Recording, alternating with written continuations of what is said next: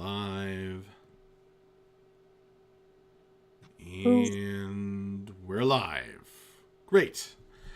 Good evening, and welcome to the third streamed session of the Wildlands campaign, a Hexcrawler D&D game.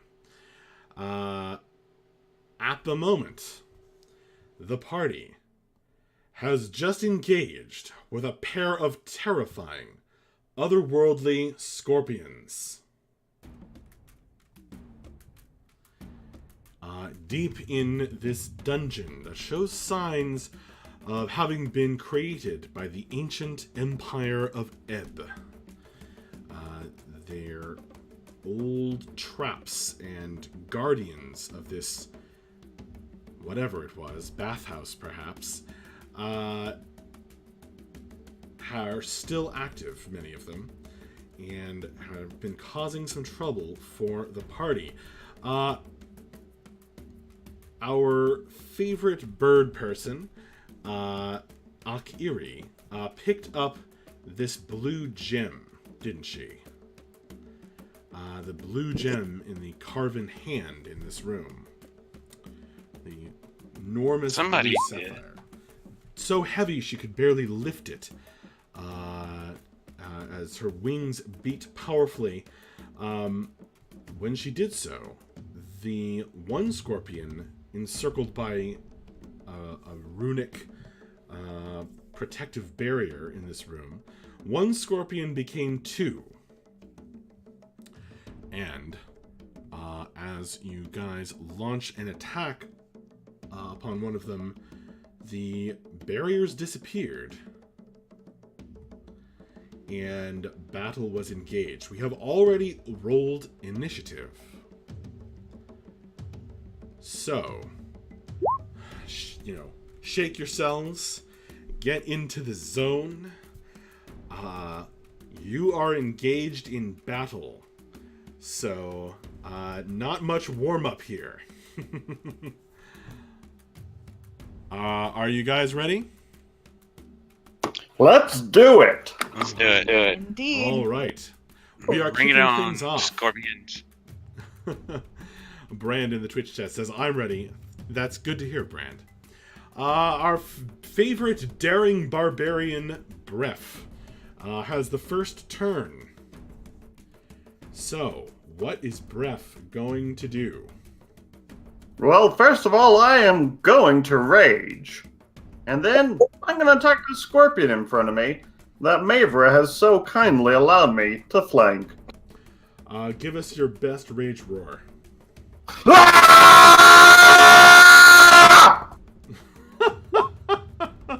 Oh my god. So that sound echoes through the dungeon. Oh, I'm going to need a bless roll as well. Oh, yes you are. So it's an 18 to hit. Bardic Inspiration. Bardic Inspiration, I think, is on Crim. No, Crim has the light. And somehow there's two Crims. Don't ask me why. Her dark secret comes out. Bardic Inspiration right now, so I'll fix that soon. So sorry, who has Bardic Inspiration? It doesn't look like anybody does right now. No. What are the little hearts on Those are Nicholas, blessed. Mavra, and Blessed. somebody else? Okay, Yes. and what does Bless do again? It adds a D4 to your to certain rolls. Okay. Attack rolls and saving throws. Righty, right. Now I see it up there in chat. Okay. All Okie right. doke. Attack. So with that bonus and advantage from flanking your chitinous opponent, your attack roll comes out at 18. Is that correct? That's what I'm getting. All right. Your maul strikes home, cracking the chitin and dealing damage. Go ahead and roll. That's going to be 11 total.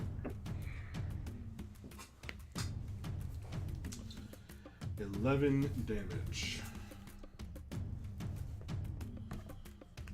Oh, wow. That's a pretty mighty blow for breath. However, even with all the strength you put into that, this scorpion, it definitely felt it, and you cracked a chitinous plate, but it's nowhere near going down. It is, if anything, just angrier. I like its style. And that will be all I do on my turn. All right. As the scorpion's eyes start to glow red, Akiri, the Aarakocra, it is your turn. All right. So, do I still have this giant blue gem in my hand?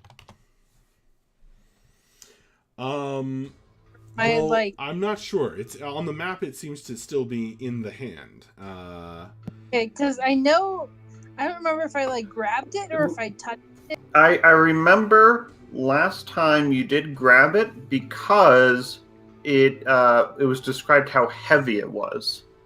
I remember that, yeah. So I guess currently I'm just holding onto this thing crap. And are you flying? Barely, probably. All right, we'll say. I'm either.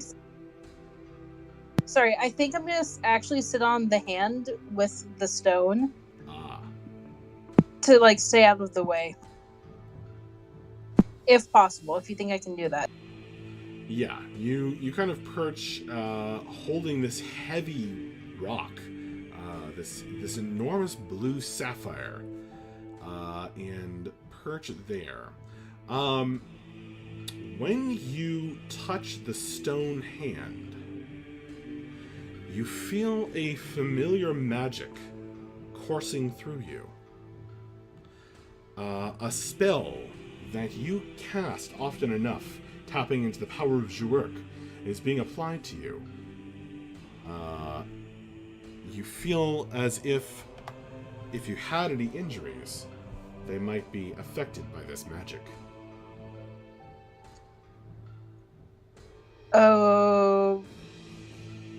Okay.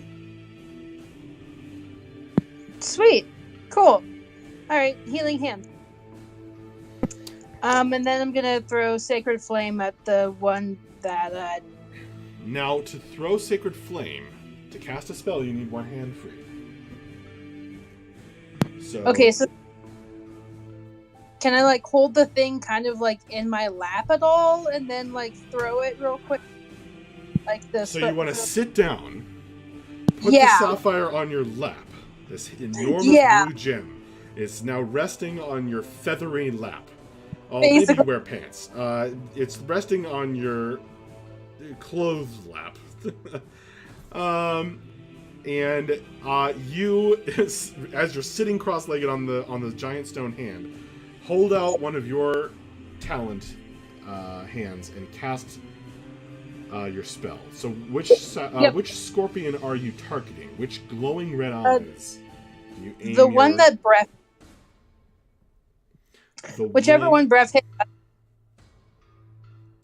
Whichever one Breath hit. So that's the one that Breath is flanking currently with Equitus and Mavra. Yeah, that one. Alrighty.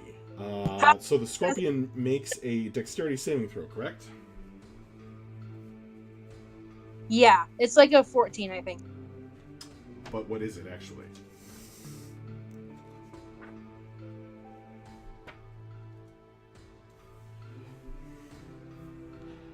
Hello, Grimslag in the Twitch chat. And hello, Rapscallion. Rapscallion sends you guys a keep your spirits up message. And warns about the fiendish scorpions. So it is a DC 14. As you can see, I rolled a 13. The So he scorpion will just barely scuttle to one side, and the holy fire of Zhuwerk scorches the floor, or burns it with its radiant power, doing no damage to the scorpion. But wait, you said you rolled a 13, right? No. Yes, but it has a plus of at least 1. Oh, okay, never mind. Oh. I'm doing that roll in the open, but I'm not telling you the monster's statistics. Gotcha. Okay, cool.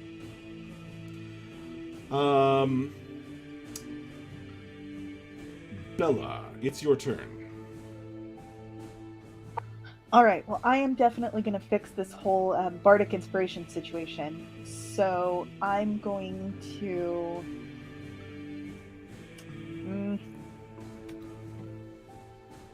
You know what? I never give it to Cordy. I guess Cordy gets it. So Cordy, bardic inspiration. You get 1d6 to. Cordy, it's your birthday. You get 1d6 to a d20 roll, basically. And just any kind of one that you want. So attacks, saves, whatever. Radical. Then I'm gonna move into the room. Ooh, I have this magic arrows that I don't know what they do now. I wonder if they hurt scorpions. Okay, I'm gonna move. One way to find out. Stab yourself in the eye with it. You with the solutions. That's what I am. I'm known as a solution haver. Yeah, that's definitely how I've heard you described. Yep. Everybody says it. Okay. Could you describe a little bit about how you give inspiration to Cordy? Just for drama. Ah, yes. People aren't familiar with my idiom. I pull out my set of bagpipes, and as I pass behind her, I play the most inspiring bagpipe solo that she's ever heard in her life. And it so inspires her that she feels like she could do one thing slightly more successfully within the next 10 minutes.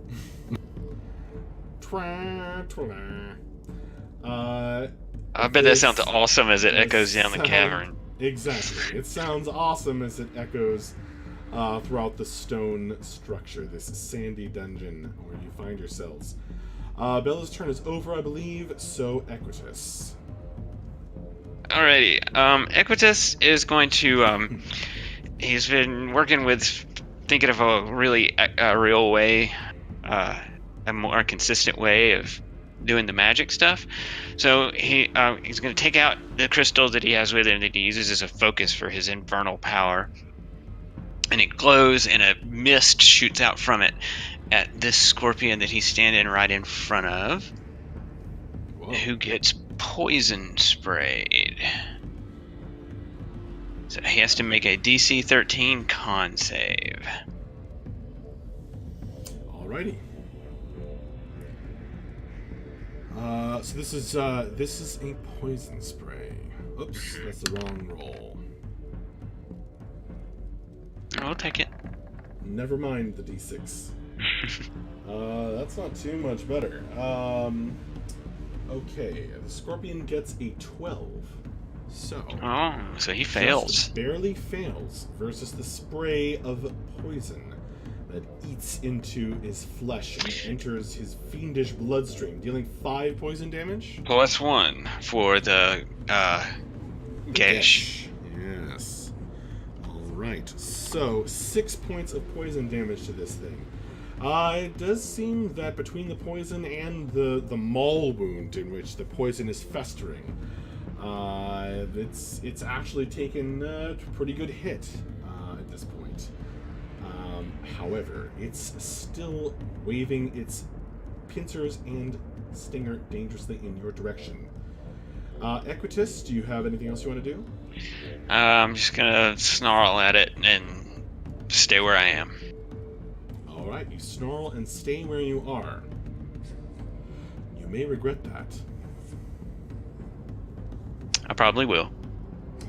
As the scorpion reaches out with one claw to pinch you in half. Okay. It's rude. I mean, your eyes glowing, it hisses nastily. I'm going to cast Hellish Rebuke at it. Is that only if it hits, right? Up-a-doobie-doo. Let me look. Hang on, and I will tell you. One pincer misses. The second pincer. Creature that damaged you. So if I get damaged. What's your AC? I don't know how you expect me to keep up with that. 14. And I believe that's, yes, it is 14. Right, So as of right with now. A 10, with a 16, the pincer strikes home. Yeah, well. And it crushes you.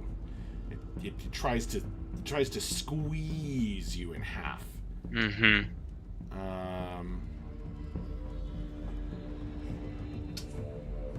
Actually, I'm going to. Whatever. This is convenient. Yes. Fortunately for you, it only does 3 bludgeoning damage. Alright. However, you are now grappled as you are still being held in its vice-like grip, squeezing and squeezing until you feel as though your ribs are going to break. Good evening, Fubawu. Hope to see you back later. Squeezing you feel like you're going to break, and then turns, scuttling around, still holding you in one pincer. It seems to have decided that with you grappled and held in place, you can't move. You can move your body, but you can't move spaces.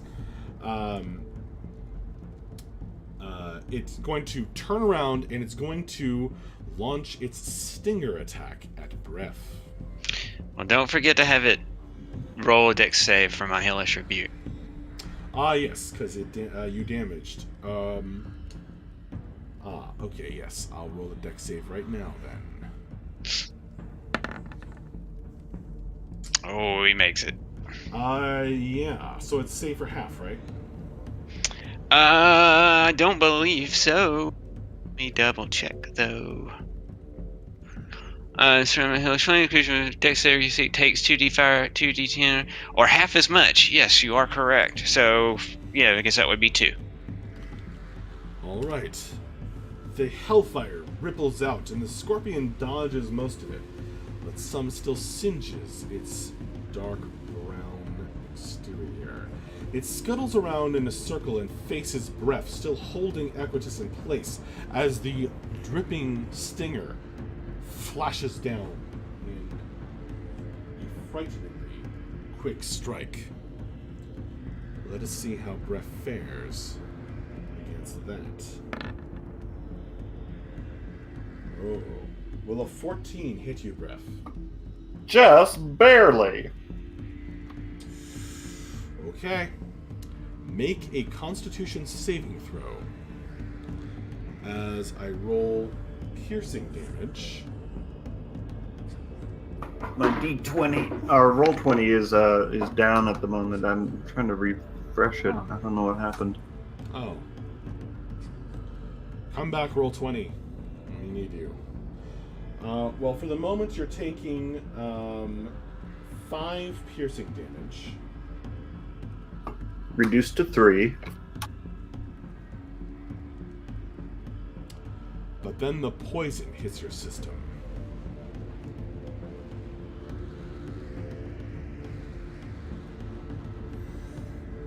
And that might be nasty. Poison? Never. Okay, so that's a con save? The enormous stinger squeezes poison in... Yes, a con save. Squeezes poison into your bloodstream. So it's going to be a 17 to save. Fortunately for you, you make the save. Your body breaking down the poison as best it can. However, it's still, before its effects fade, pain all the nerves throughout your body. And you're going to take half of 19, which is Oof. 9. That hurts.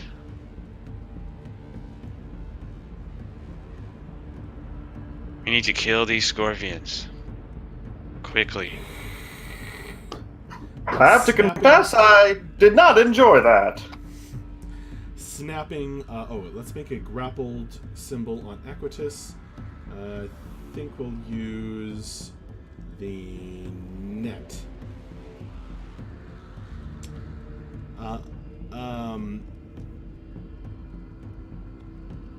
And then, Griff, then the other scorpion attacks you. Good God. It's going to scuttle around. Actually, it's going to stay right where it is. It's not. It doesn't seem to be very intelligent, despite the fiendish glow in its eyes. So, fortunately for you, it will not be flanking you as it makes these attacks. Otherwise, things might go very badly. They might anyway. One claw.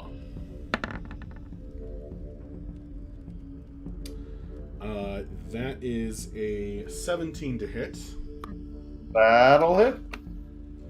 This will deal bludgeoning damage as it squeezes you. Dealing 3 bludgeoning. The second Would that be claw, reduced to 2 or to 1? to 1. Or, yeah, to 1. The second claw, you are able to twist out of the way despite being doubled over in the vice-like grip of one of them. And now it's time for another terrible stinger to flash down like a bolt of lightning. Oh, a very near miss. As the DM, or as the scorpion rolls a 3. The enormous tail going stabbing down into the stone floor near you, scattering sand and injecting a bubble of hissing poison not into your veins. I feel like I'm on the Nostromo. You are, however, grappled by the one claw that did hit you. So you cannot move. You can still you can still do other stuff normally. Your speed is 0. Cordy, you are seeing this terrible battle unfolding. What are you doing? You're inspired. All right. I am going to move up here. And I think I should be able to hit both of them with the Thunder Wave. It's a 15-foot cube originating from me, and I don't think, can I like position it so it like wouldn't hit Breath? I'm not really sure like how. I couldn't hear the end of that.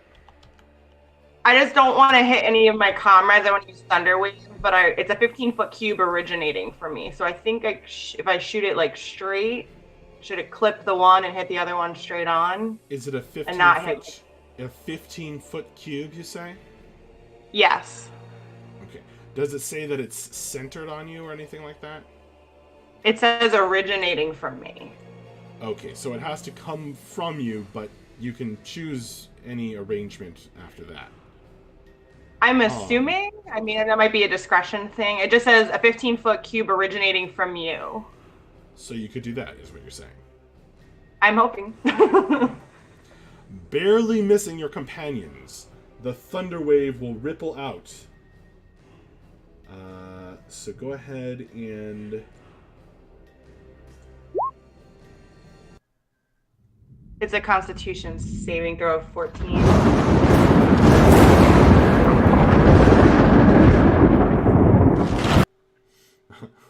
I had to. That scared me. Yes, and it startles you in game. All right. DC 14 Constitution save. I'll roll this in open as well. Now, these things haven't been super great at scuttling out of the way, but how tough are they? Well, not tough enough with a roll like that. So, he will fail. One will fail. And the other...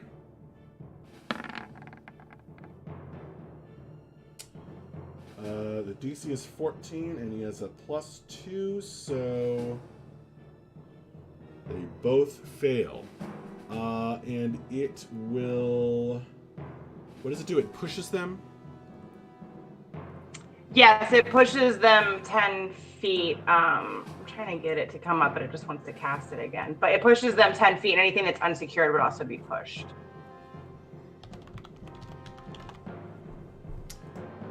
Huh.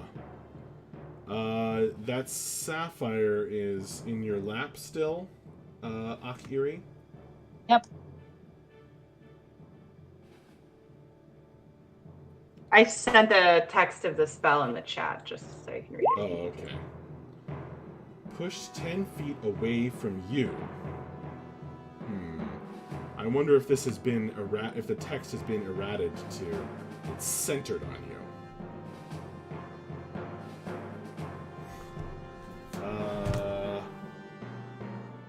I'm gonna look it up in look it up D&D right Beyond real quick. I'm not going to look it up right this moment. We are going to play it as it stands. So I'm going to say it's pushed away from you there. It's still being flanked. Now the other one really has nowhere to go. It's shoved into the wall, and that will just add to its 9 damage, I suppose. So 9 thunder damage to both of them. It says, according to D&D Beyond, by the way, it says 15-foot cube originating from you. Well, I don't know what to tell you. Are you sure? D&D Beyond might not be. That's true. Current either. I did purchase the player's handbook from it, but you're right.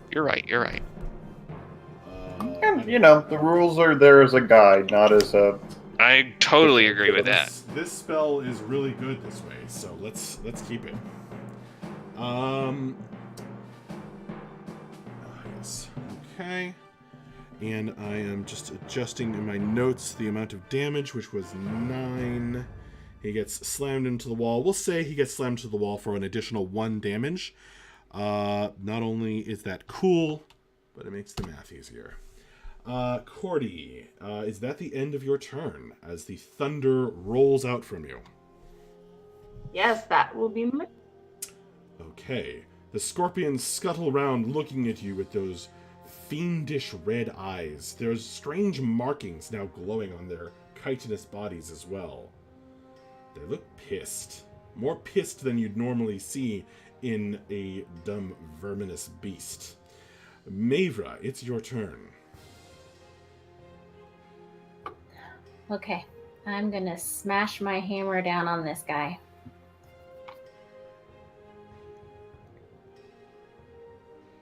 Yes. Let's go. Whoa. Okay. What's Mavra's theme song, Danielle? Tonight. I have no idea. Well, bam! That is a critical hit. You know it's a hit, so go ahead and roll damage.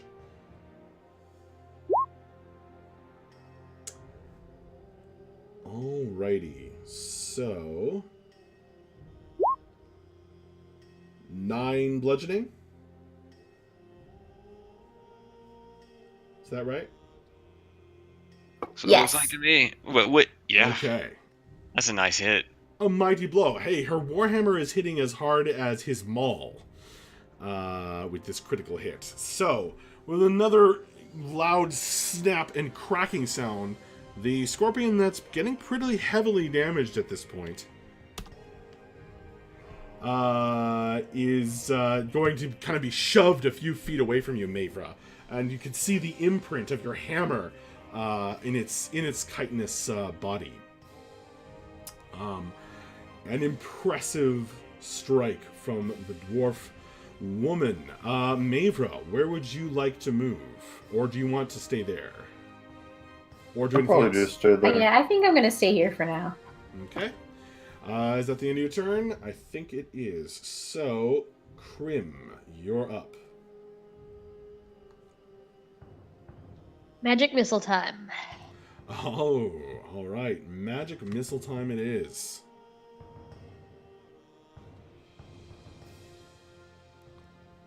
Where are you before you cast it? Where are you directing the missiles? Towards the one we've been ganging up on. All 3 of them? Yes. Okay. Is she able to like declare them individually? So like if it dies, she could direct it to the other one? They all hit at the same time. Like all the 3 missiles fly out of her hand at the same time and Got arc it. through the air. That's why you only do the 1 damage roll. Right. All Okay. right. Oh well, just asking. Yeah.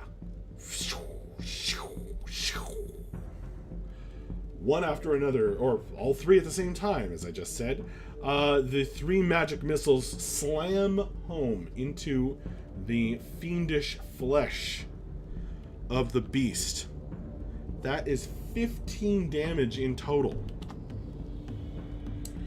This thing is like, it kind of sinks down on its legs. It's still gripping Equitus in one claw, but it looks like it's about to just fall over and crack open and leave its ichor all over the place. It's bleeding from many wounds. That magic almost finished it off as it burned into its chitinous armor. It's not quite dead, but nearly. Krim, do you want to do anything else? Nope. I would just like to comment that the magic missiles I've decided sound like fireworks. Nice. That's awesome. Boom. Krim's turn is over with her fireworks, and now it's Bref's turn. So, can a grappled person benefit from flanking? A grappled person 'Cause I'm still pinched, can but benefit from flanking, yes. oh, nice. You're All pinched right. by the other one, but you're still causing this other scorpion to have to direct its attention in 2 places at once. Opposite directions. I really wish you would just go ahead and die. It would make everything a lot easier. Can you make a persuasion check on that? Let's find out. Hammer persuasion. Persuade it to die. Persuade it just to give up. Well, you just got a crit. Woo! It's time for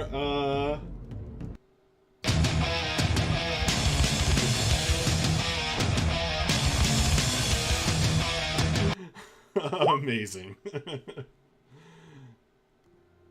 So that would be 15 points of damage.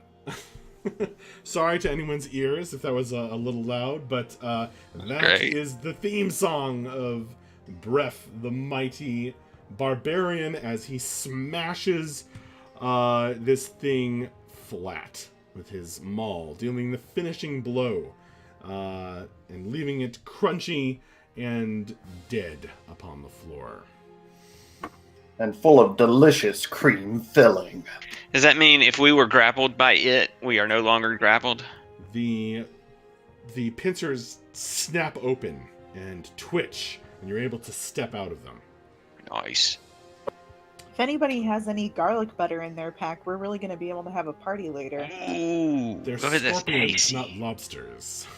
We can make it work. They taste like devil. I think I might take offense to that, or Equitus might. Ak-Iri, it's your turn. Alright, so I'm gonna like scooch around a little bit, readjust myself so I'm facing the other scorpion and Sacred Flame again. Sorry, Okay. not Sacred Flame. Sacred Flame. Because Ain't no flame like a sacred flame. Sacred Flame. The holy light of Zhuork comes down in a beam upon the scorpion, and the fiendish thing fails to scuttle out of the way in time. It takes 3 points of damage. Is that the end of Akiri's turn? Oh wait, I have a bonus action. I'm gonna do bonus healing word to Breath. Cause yes. That's very appreciated.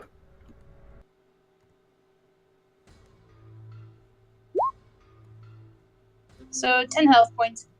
That's actually a really good healing word. Holy. Yeah, that is. Wow. With a Is that single not word. as high as you can get? Apparently so. With a single word, the holy magic of Zhuork flows into... Who was it again? Breath. Into Breath. Nice. Ah, you see, you've already applied that. Okay. If that's the end of Erie's turn, it's now Bella's turn. Well, I have these amazing transmutation arrows that I don't know what they do. So I would like to try and use one on the scorpion. I'm really crossing my fingers here for arrows of baleful puppy, but I'm willing to accept whatever.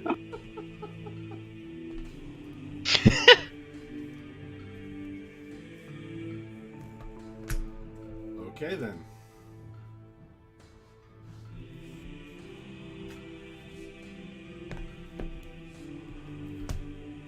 All right, so I'm going to move there, and I'm hoping that I can get that straight line in between my ally and the giant. You know what? Maybe I should just sort of stand on the dead scorpion instead. Yeah, it's a better. You clamber atop the twitching, writhing corpse as its pincers continue to snappity-snap, even in death. And its tail bends menacingly. And fire. Alright, so I'm doing a normal short bow attack because I have no idea what these arrows do. So, just tell me what happens. Yeah, do a normal short bow attack.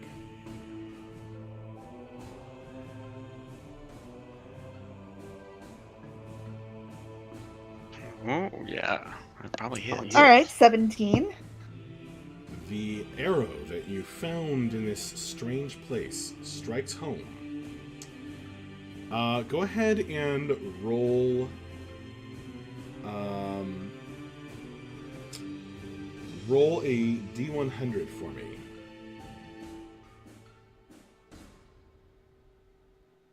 This is very scary.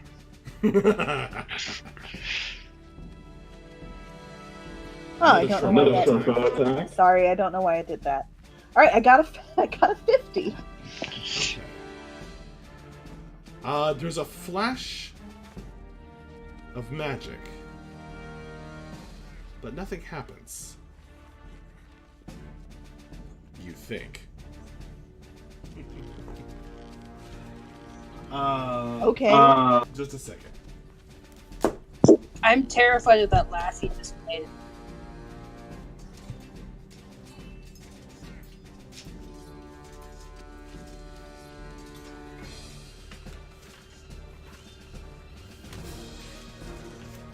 Stand by.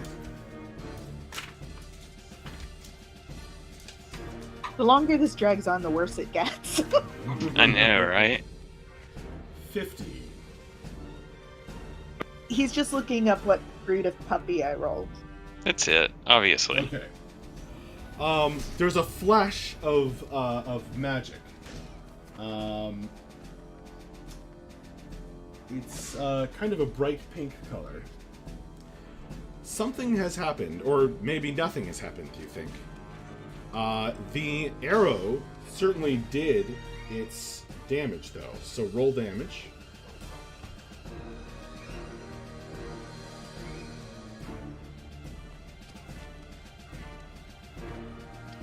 Seven damage. Okay. What does Bella do next?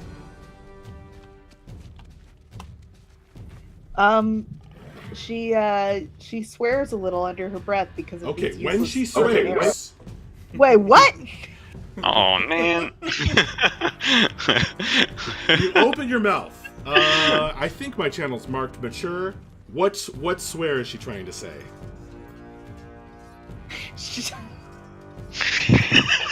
Oh no.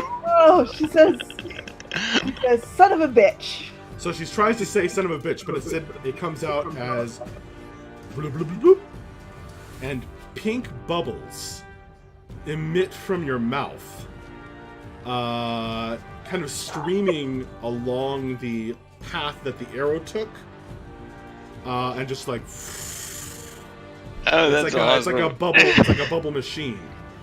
Say something else. Say something else. Nothing but pink bubbles. So, I shoot an arrow at it, and now I'm cursed. Well, when the scorpion Magic. hisses, bubbles come out of its mouth too. Well, thank God for small victories. It tries to hiss, and instead, and the bubbles like flow back along the arrow path toward you. You know what needs to happen next? I need to find out what happens when I play my bagpipes. Yeah, here we go. I found the effect I was looking for. There we go. All right.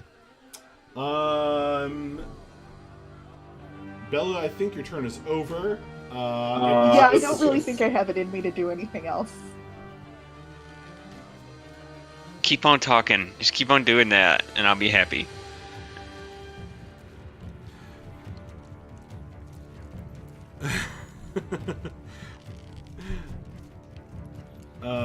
Sorry, Equitus, what were you doing? Alright, so I am going to just stay where I am and blast the bad dude over there. The bad dude. The bad dude. Don't forget your D4. Oh yeah, so and it's gonna be +1 on top of that. 1d4. So that's gonna be +1, so that'd be 14.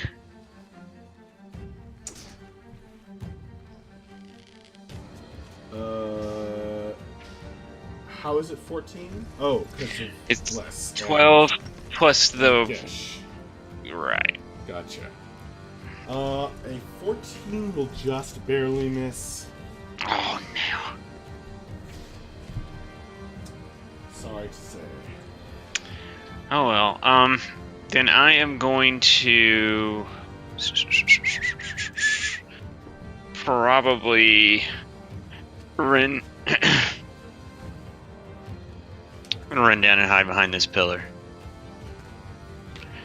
Okay. And stay there. Equitus, when you hide behind the pillar, make a perception roll. Come on now. It comes alive and attacks you! Your brother's just trying to hide.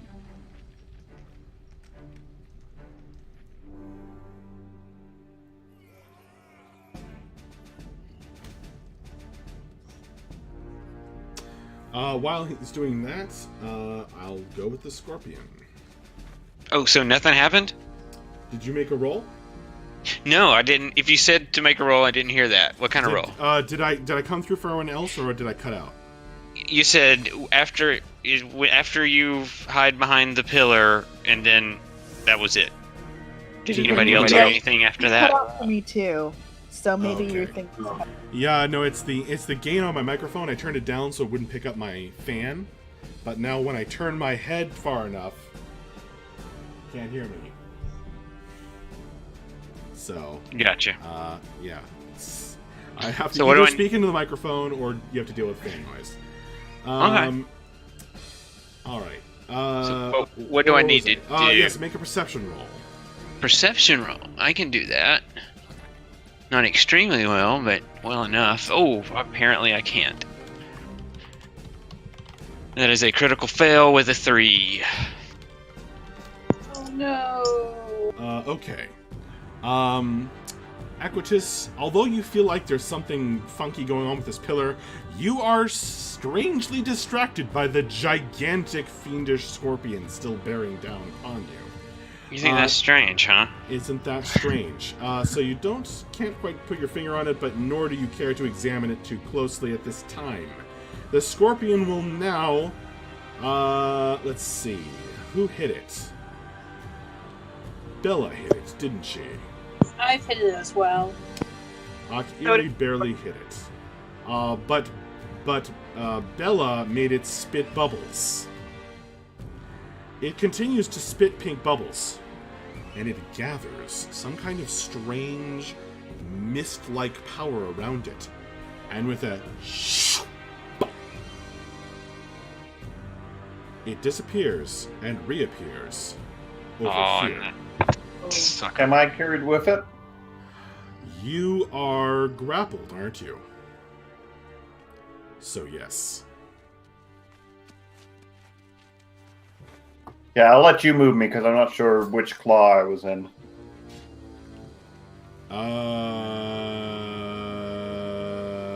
You were in this claw. Bella, you are getting attacked.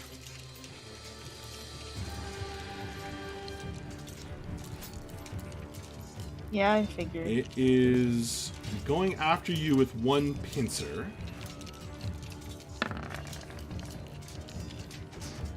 That is certainly going to hit you. A 23. Yeah, just a little bit. It squeezes and squeezes you. Oh, dealing 9 points of damage.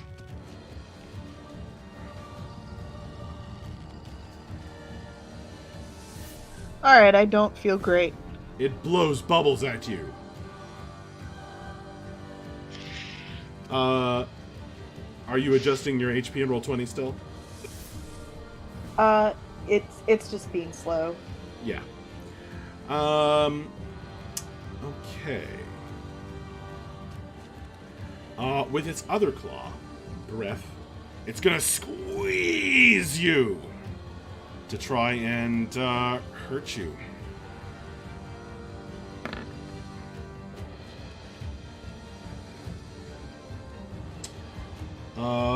That will not succeed. But you're still gripped by it. Its tail. Yes, what was that? I was gonna say, Breath just like tightens his abs, so it can't like actually squish him anymore. That's how strong breath is. The mighty tail raises up, dripping greenish poison. It now sees that it is standing partially upon the corpse of its friend. A tremendous hammer blow knocked through its side, the side where Mavra was standing. It's going to direct its tail attack at Mavra.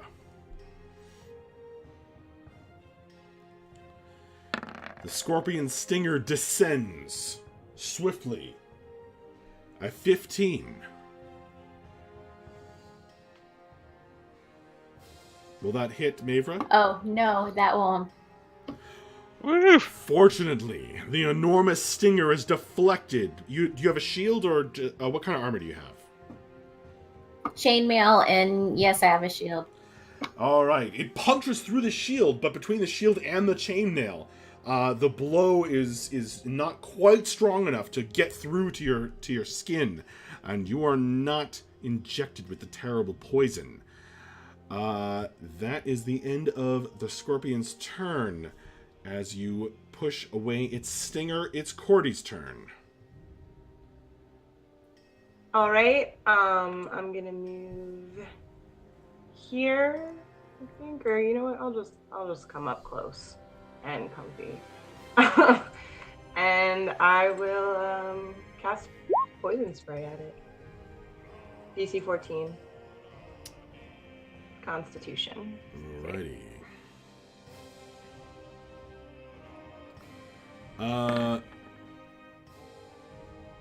Okay.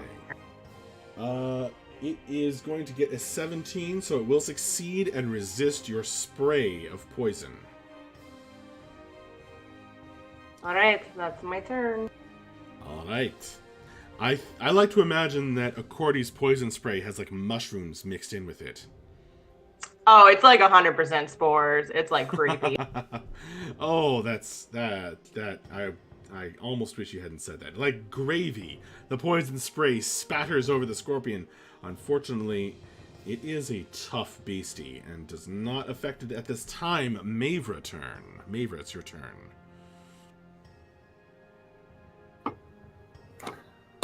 All right, I'm gonna smash my hammer down on this guy too. Alrighty. A 22 to hit will definitely connect. 7 And a bludgeoning 7. damage. Nice. What was that? Oh, I was just saying 7. All right. The crunch of your hammer once again upon Scorpion chitinous armor is a satisfying crunch as you deliver your damage. Crim, it's your turn. I'm gonna do another magic missile. Cool.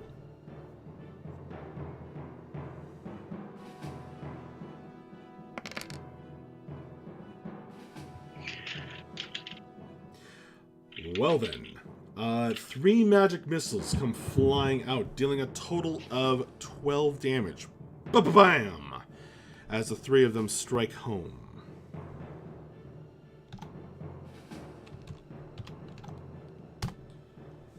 It is looking severely hurt. Do you have anything else you want to do, Crim? I think you broke up there just for a second. Okay.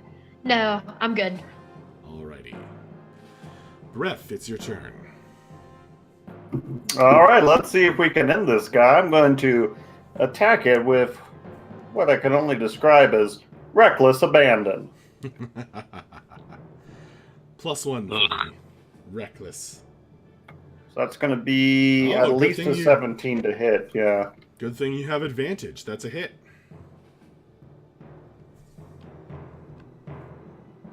For Nice. 13 bludgeoning damage. Oh my gosh. The two-handed maul, known as Chocoblocka, takes down the scorpion with a tremendous crunch. Its ichor spurts out over the stones.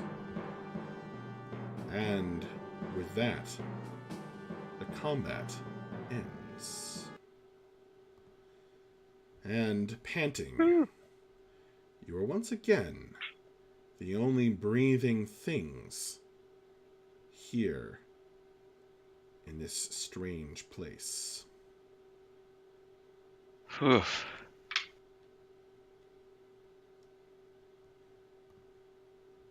Alright, guys. I want to get a closer look at this, if I may. I want to get a closer look at this pillar that I'm standing in front of. I'll come assist you with that. I would welcome it. Alright, now if I'm not mistaken, Bless doesn't last all that long. I think it's only like a minute or something. Well, isn't it?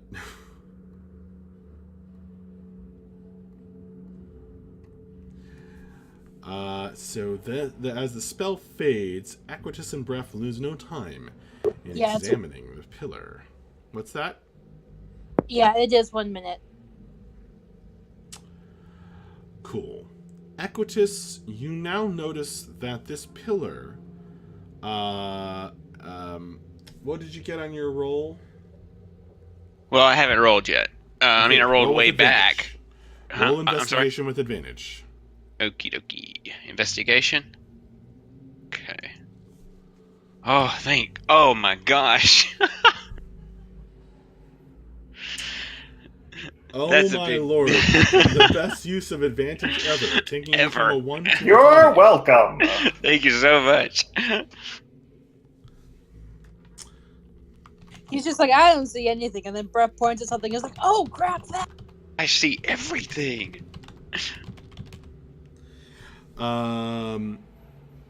You examine the pillar closely and find it is a mess of hairline cracks and crumbled fissures.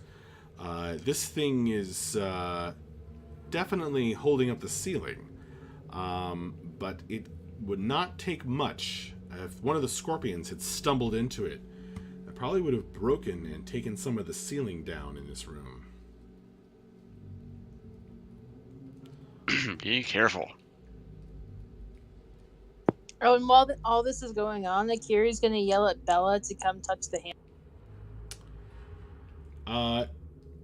Cool. Now, since you got a natural 20, I'm gonna give you a bonus piece of information here. And I'm going to accept it. Well, good. Graciously.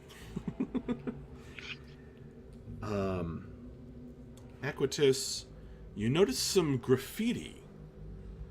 Very shallowly engraved. You would have missed it as just part of the web of cracks that covers this pillar. But it's scratched into the stone with the tip of something. Oh, and I just realized that you rolled a natural 20, and I would have played your oh yeah, that's right. That's your okay. thing. That's okay. But I haven't loaded that up yet. Sorry. No problem. Paul, if you could just hum it real loud instead.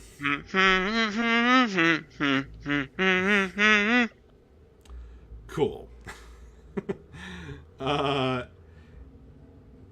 The graffiti reads in common, "Bring the stones." And there's a little arrow pointing toward the giant stone hand. All right, I'll show Breath and kind of just tell everybody, look, this says "bring the stones" with a little arrow pointing towards that hand.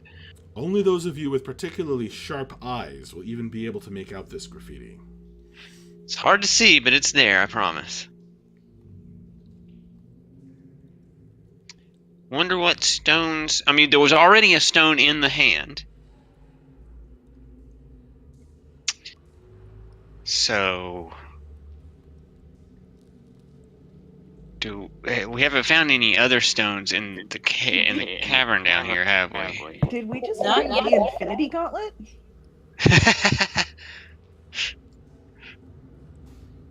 Maybe we should keep exploring and keep it in mind. You got really quiet there, Haley. Yeah, you are very, very quiet.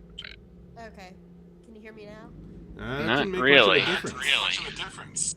It's so weird. I don't understand. Can you hear me? It's really quiet. Go into your settings. Sorry, what did you say? I said go into your settings real quick and see if that helps. Because I know there's like there's a volume. Well, we can raise her volume individually, but she was fine before, so it's weird that all of a sudden,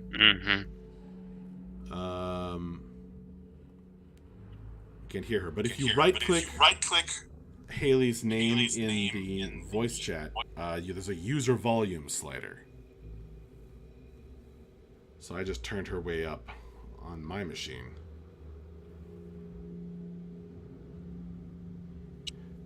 Could you try saying something? Can you hear me? Wow, that barely made a difference. In fact, it might have made it worse. Because it's not like I'm holding my phone close to my face. I don't know. You might be using a different microphone than you think. That's what it sounds like. It sounds like the wrong microphone is picking you up. Just, I haven't done anything. to it to make it change. We're getting echo. Yeah, I hear that too. Okay. So Let me look at this. I think the microphone on your webcam might be active.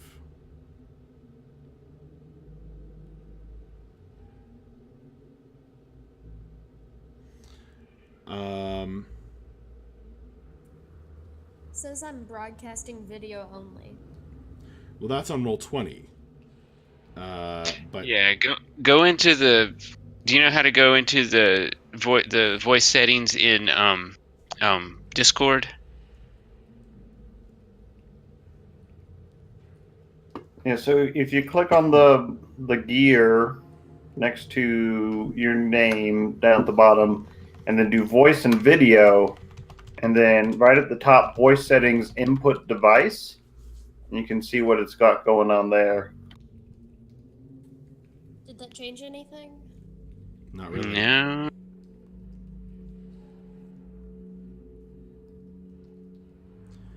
It's weird that it was fine before. Like, what changed? Yeah, I think it's the dead scorpion. that's what changed. Has anything changed? No. Not really. It's super quiet. I don't have Discord on my computer. I logged out of it, so I don't know what would have changed. Here. Are you receiving audio through...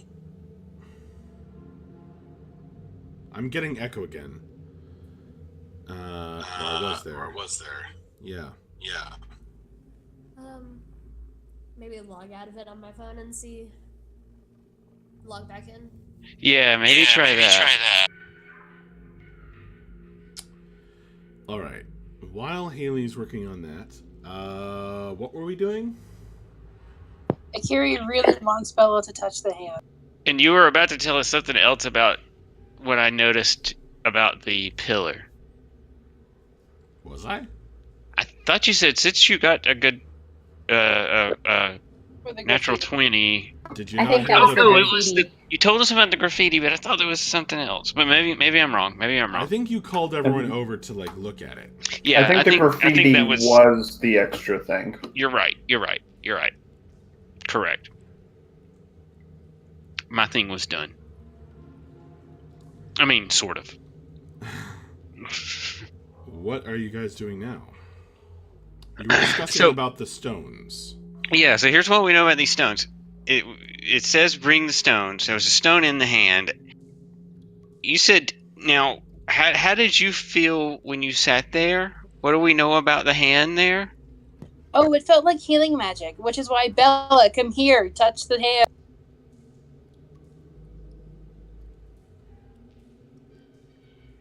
Because, like, you're hurt, and I don't want to use a spell slot. Are you still sitting on the hand with this blue sapphire in your lap? Oh, absolutely. Okay. The giant rock is very heavy on your lap. Yeah, I'm just, like, kind of looking at it, watching how the light plays off of it. It's shiny, and I don't really want to give it up. So I'm pretty up here. I'm not sure that it would do anything without the hand. Test. I hear you. It sounds the same. It's, oh, is it back to normal or is it still quiet? Quiet. Still quiet. Oh my gosh. I had already moved rooms, so Did you change something on your phone? no. I literally I sent a GIF in the Oh, a chat. GIF. How dare you? Yeah. That's about it. And you're using push to talk on your phone. Yes.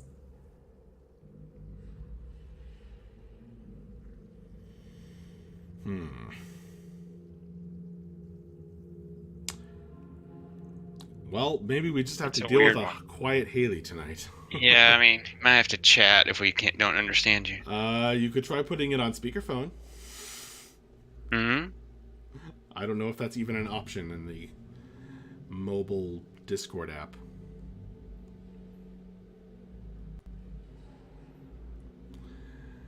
In any case, let's keep going. Okay, so there's a stone. Let's see. What have I got going on here? There's 2 pillars. So I want to go over to this other pillar and look at it.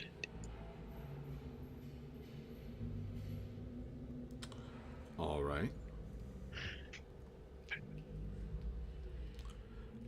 Make an investigation check.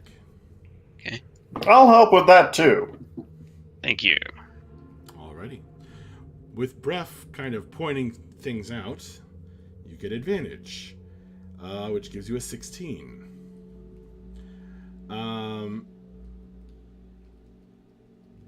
You find that this one also is cracked and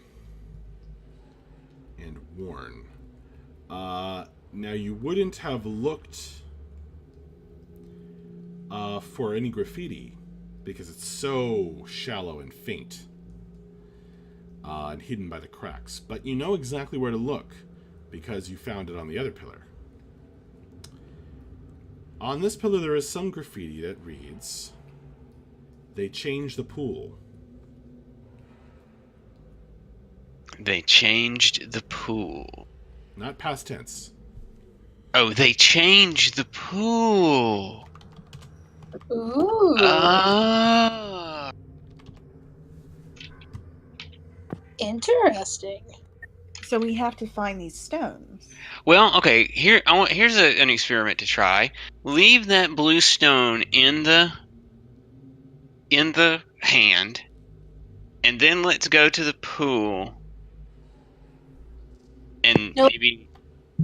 Let's take it off of the hand because we found it in the hand. Right. Okay. So, yeah, we'll take it off the hand because when we found it in the hand, it was still aether water. So I feel like that's true. Oh, that's an interesting thought. Let's take it off and go back and see if the water has changed. Maybe different stones activate different types of liquid in the pool or something. Exactly. Right. All right, let's go to the pool. And Kiri is going to attempt to. Well, she's actually going to throw the stone down to Krim and then hop off her. Before we leave, I'll go up and touch the hand. Yeah, no, Bella, come touch the hand. I still have quite a bit of health left, so just in case it is a negative effect, I would prefer to touch it first so no one dies. No, but it was healing magic. I felt it. I know what healing magic feels like. Okay, no, in that case, yeah. If in case it's a one-off, then yeah, it should probably go to the person who's more hurt. Well, it's against my policy of ever touching anything, but I guess in this case I'll do it.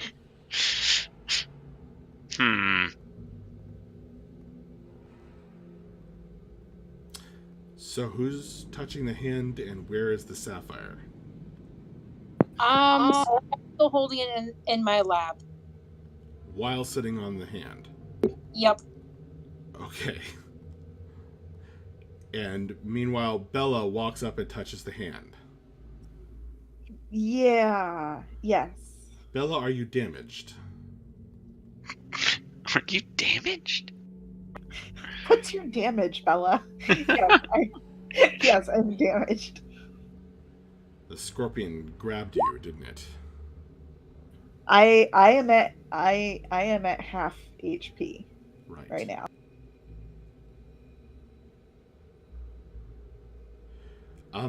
A magical glow rushes from the large marble hand and through your body.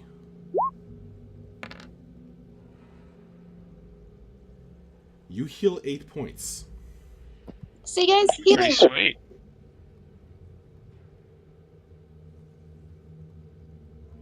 Now I'll try it. Briff reaches out and touches the hand as well. Akiri's looking so proud of herself right now. Are you damaged? Yes, I am. You too are healed for 8 points as the GM rolls incredibly well. Dude, I wish I could roll d8s like that. I know, for real. It's a gift.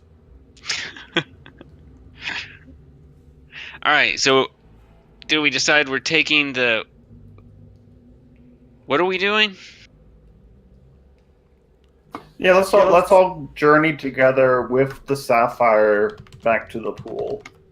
Yeah, we're taking the sapphire off the hand and seeing if that changes the characteristics of the pool. Right. Trying to figure out what this graffiti means. So, right. where's the sapphire now? Okay, now I'm gonna toss it down to Krim. You're gonna toss it. Oh. Just like, okay.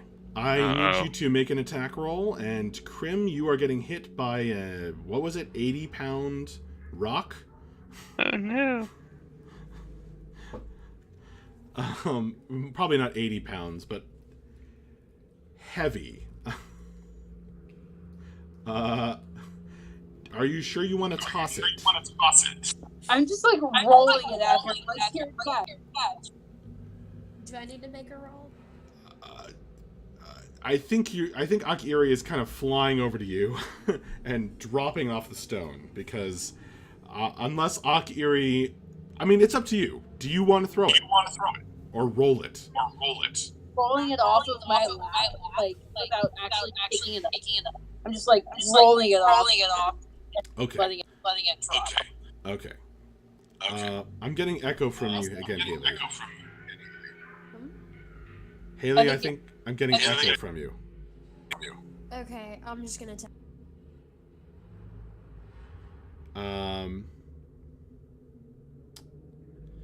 Okay. So Akiri, what's your int score, by the way? 11. Okay, Akiri, you push the heavy sapphire off your lap, and it goes, "What?"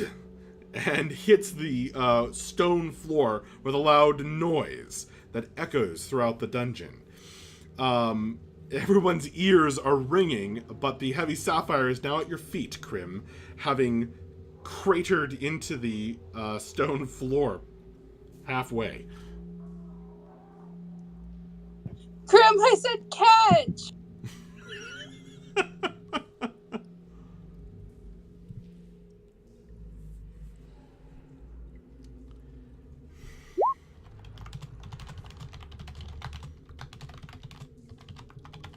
Cool, we'll just trade.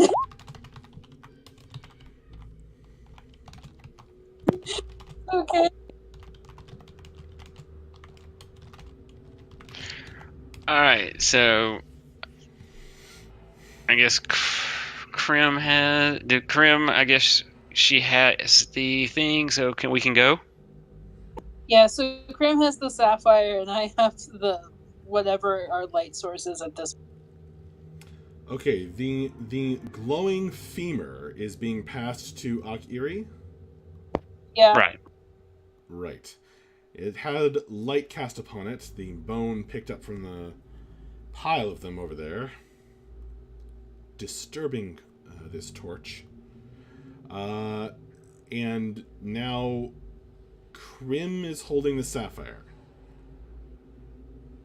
Yep. Okay. Obviously, I wish I had a card for this, but that's fine. Now what? Now we're gonna march up to the pool. Okay. I mean, I guess. think we did. Go ahead. What? No, you go ahead. Okay, I was just gonna say, I think when we get up to the pool, if people aren't opposed to it, I'd like to ritual cast detect magic, so we can maybe see like the nature of the pool. Yes. And I'd like to ritual cast it if possible, so I don't burn a slot, but that would take 10 minutes if everyone's cool with that. Absolutely. Sounds like a good plan. That would cause your bardic inspiration to fade. Is okay.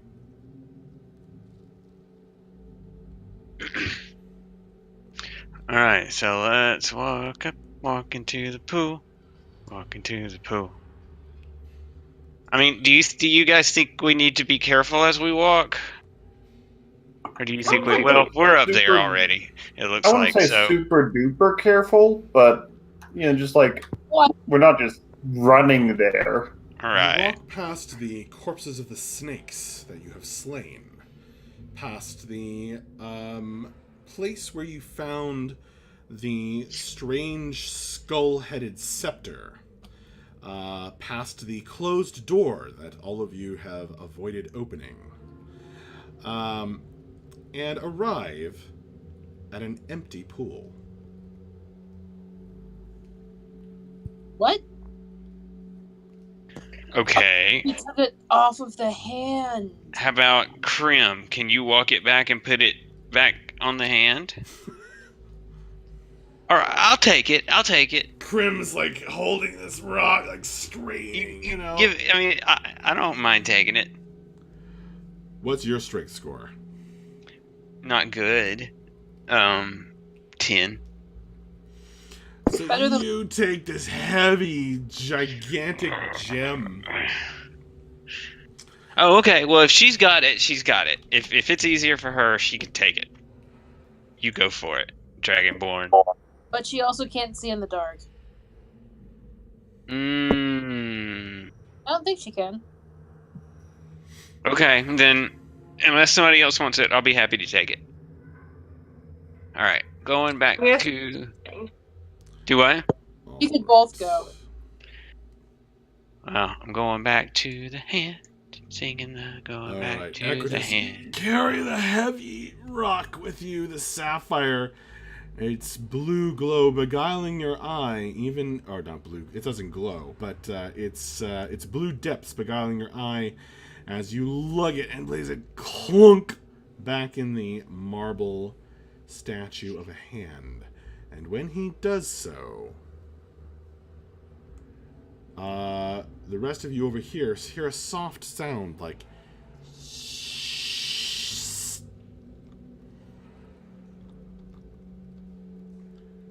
as the pool fills with this greenish water.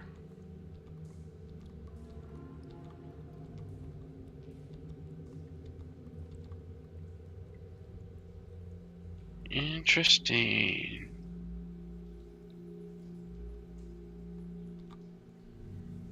Interesting indeed. The smell of ether fills the air. I'm gonna walk back up. I'm gonna leave the stone in the hand, and I'm gonna walk back up there. All right then.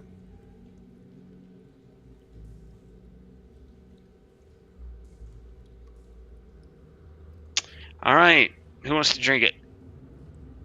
I will. No, I'm kidding. Maybe. Ether.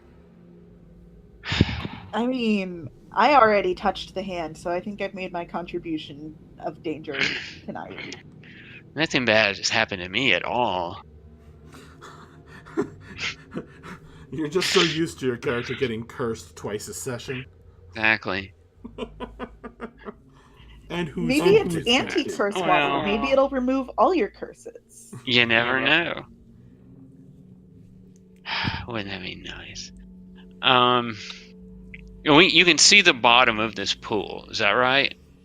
Yes, it looks greenish, greenish blue, hazy below the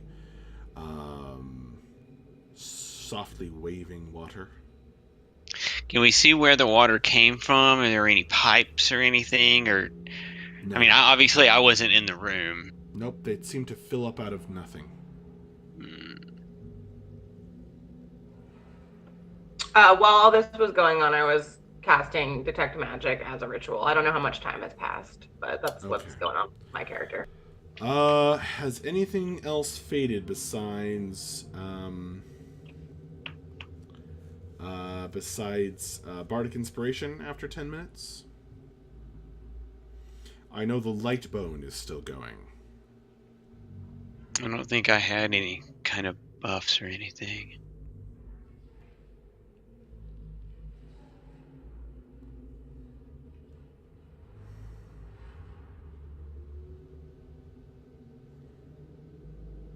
Alright. The spell completes, Cordy. You can now sense magic within 30 feet. It will not surprise you to discover that the pool radiates magic very brightly.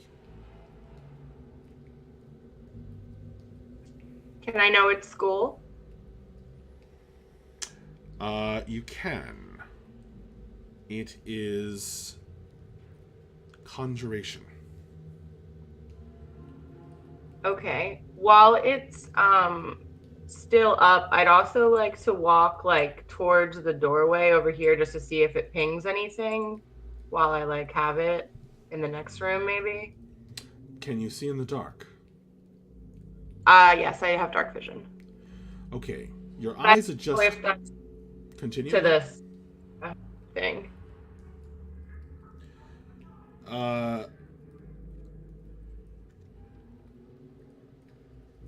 So you just stand there, yes?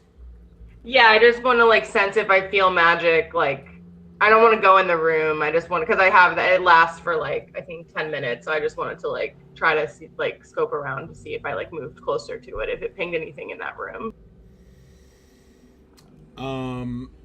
You move closer. You're looking into the room. You see something like a rounded shape over here. I'm picking on the map. And there's something on the ground just past the light over here. And there's a few other shapes lying on the ground. It's a little hard to make out. I imagine it's like your eyes need to adjust, you know, between light and dark. Okay. But it looks like there might be some bodies, some detritus, and these big round things like eggs. Cool. I'm gonna go a little bit closer. No magic as of yet. And just see, I'll step 1 foot in and just see if any magic pings anywhere. And just look around the room. I don't know if that's like a perception. You're not sensing any magic. It's blocked by like a wall of stone, right? Like 3 feet of stone. It says the spell can penetrate most barriers, but is blocked by 1 foot of stone. Okay. Well, you're able to kind of get the dimensions of this chamber, which are around this. I guess I'll just reveal it to you, since you can see in the dark.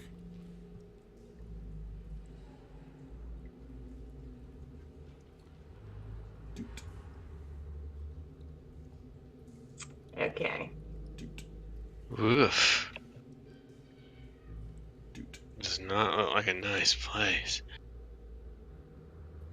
So I'm gonna come back to the party, and I'm gonna tell them there's some like eggs and some bodies and some danger-looking room over there, but nothing magical that I'm aware of. So, but I don't know what the eggs are. So. Right. And you said bodies. Did they? Yeah. There's some corpses strewn around. So. Corpses. Okay. All right. This pool.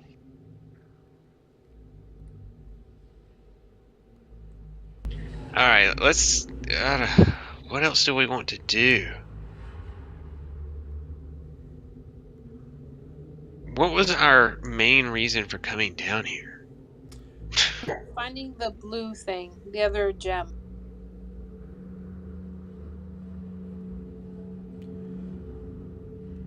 You mean in the dungeon? Yes. I'm pulling my notes up right now, but I'm sort of just asking out. I'm not necessarily asking the DM. I mean, it's a dungeon. We gotta go check it out. Sure.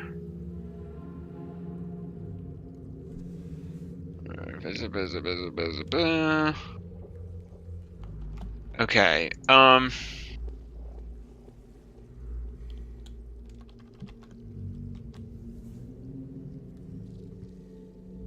Let's go. Let's go smash some eggs. How about? Yeah, let's go check that out anyway. What's going on in there?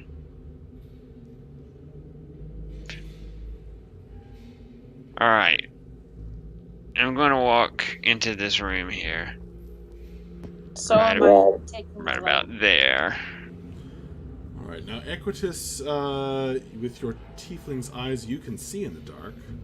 I But the can. light helps. Now everyone else is left in darkness as the glowing bone rounds the corner. I'll join in.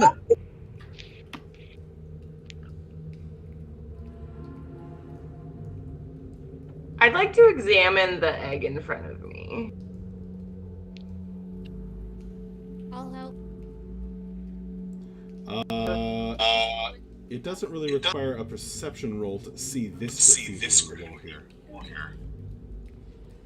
I'll ping it. Is that an arrow? It is. Okay.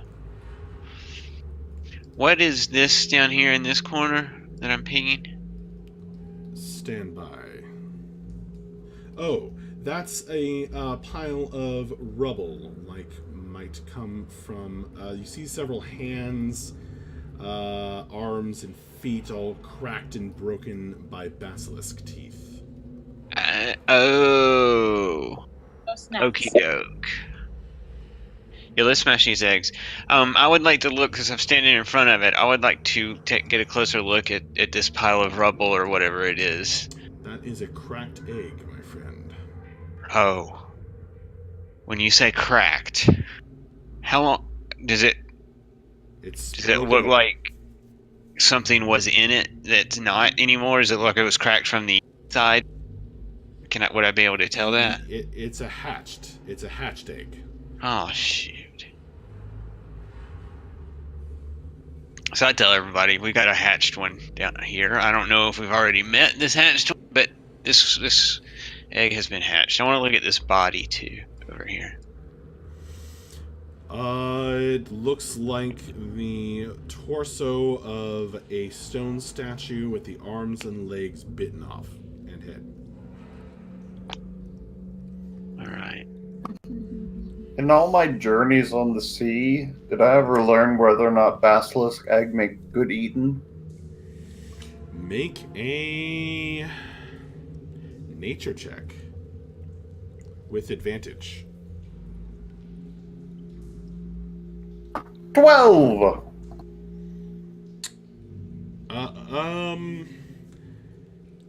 Yeah.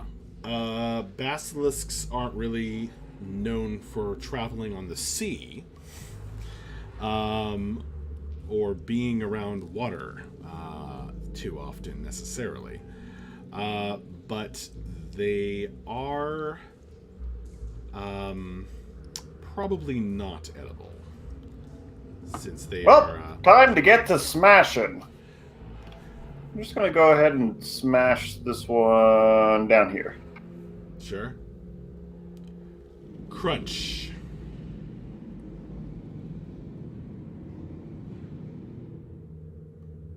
You smash it to bits as the various fluids and bits of an embryo flow out among the broken eggshells.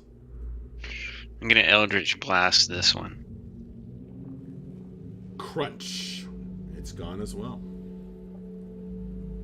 Cordy would like to examine the contents of this egg. Okay.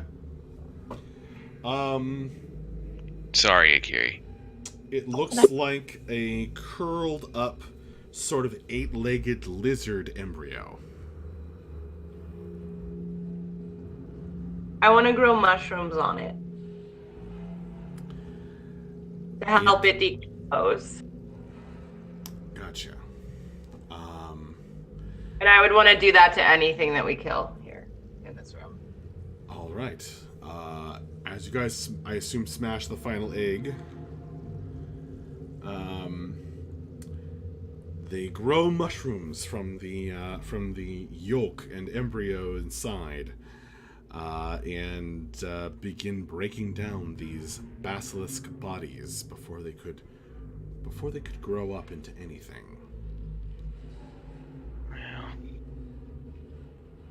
What about the skeleton?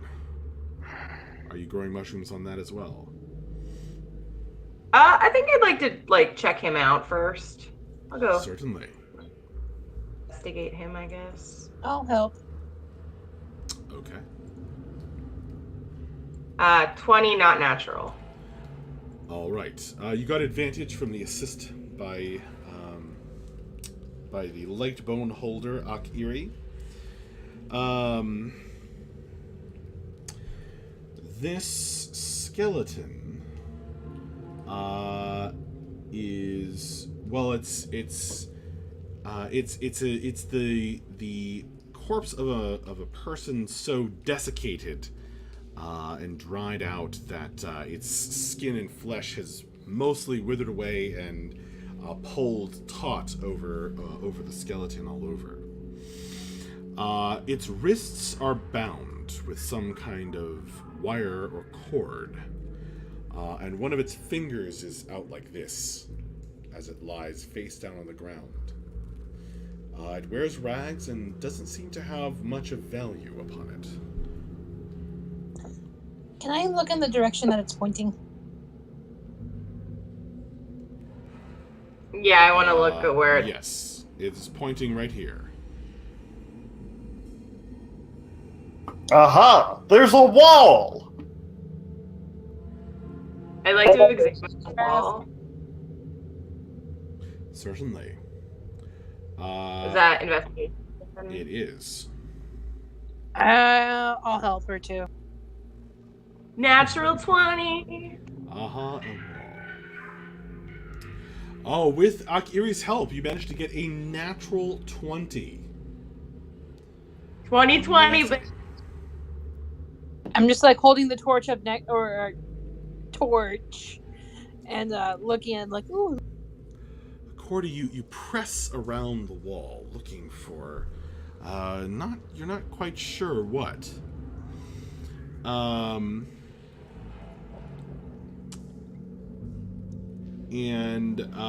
your fingers press around and you feel rather than see this hairline cracks.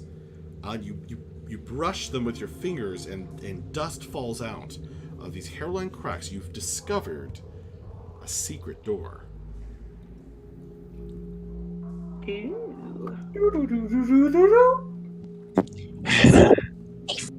Nice sound effect reference.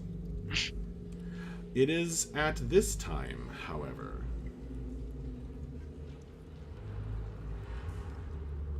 that I need Akiri to make a perception roll.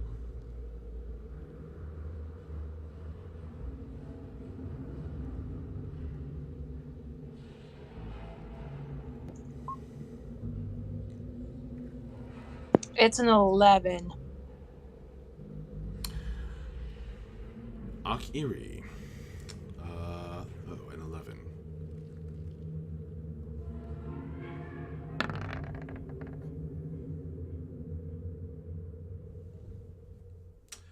Akiri.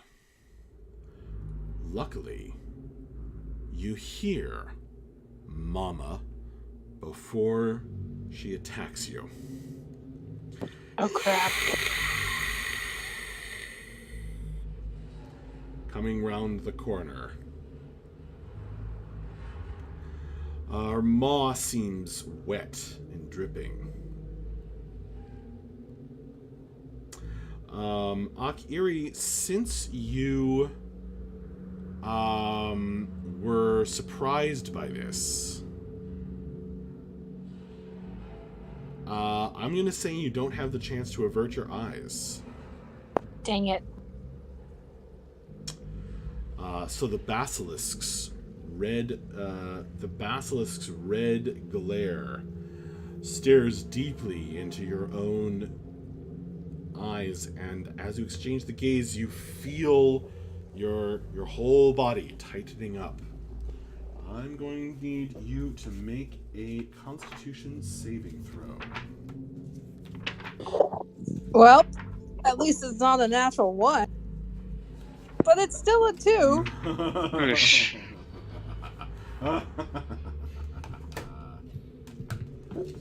Fuck.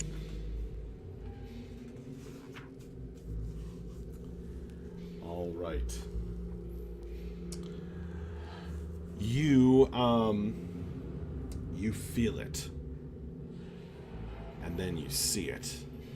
The creeping gray color of stone coming over your skin, your whole body stiffening and tightening as you feel the stillness entering you and covering you. It's getting harder to move. Can I, cast Inflict Wounds right before I hurt? Just in case. You can do that on your turn as we roll initiative. Okay.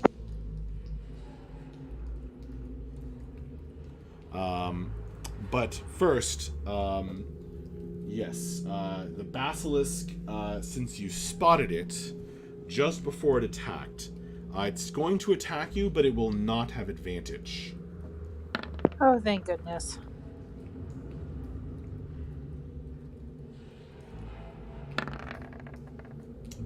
Coming in with crap initiative as always, completely on brand. Also, I totally didn't select my character. Okay, I'll add your turn. Thanks. Eerie. There we go.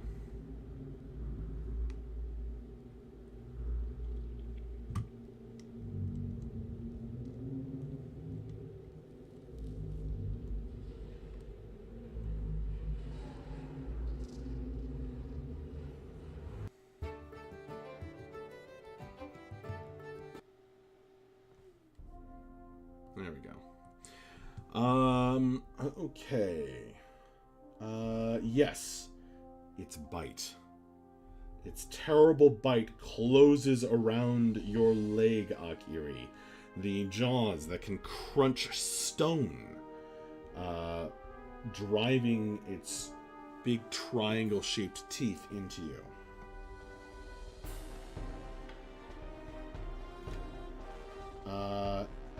That...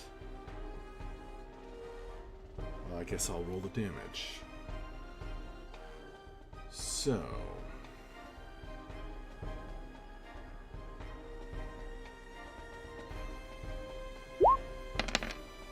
The power of its jaws deal 9 piercing damage to you as the teeth puncture you up and down your leg, and then the poison hits.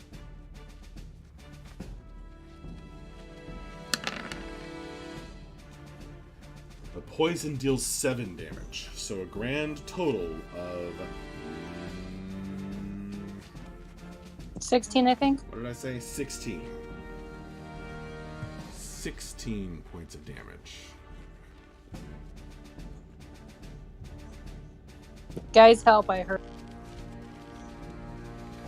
The first one to react to this frightening situation is Mavra.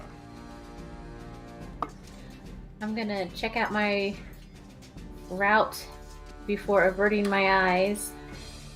And I'm gonna come up behind and smash my hammer down.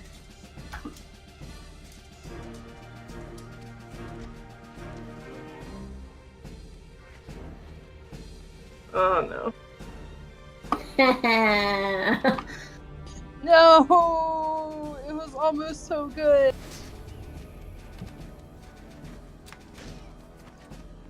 Akiri, you can edit your initiative.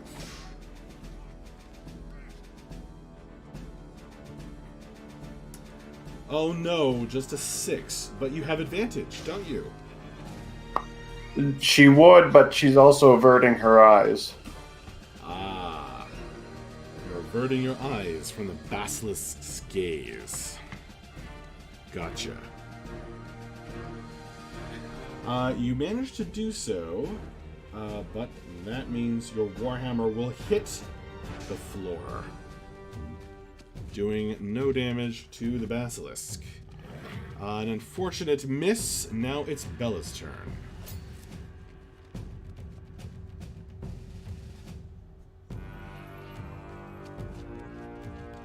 Bella is busy with a baby. So she...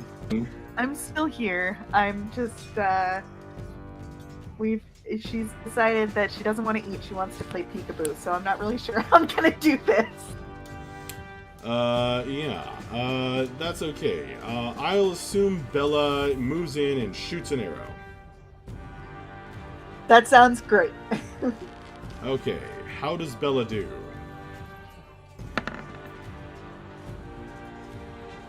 Bella does quite well. That's gonna hit. Her damage is... do you want Bella to use a special arrow or no? The bubbles have ceased.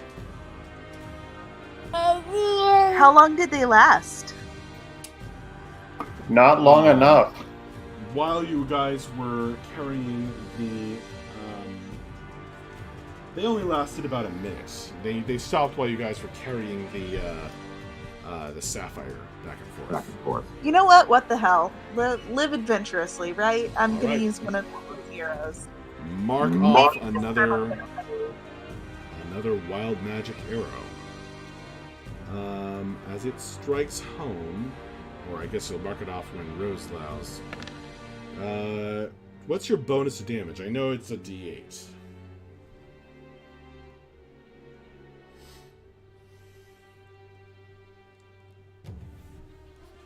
Let me just double check. It looks like it's +2. 1d6 +2. Oh, okay.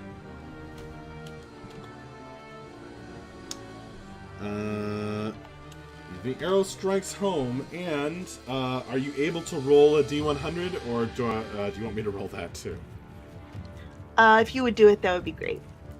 Alrighty.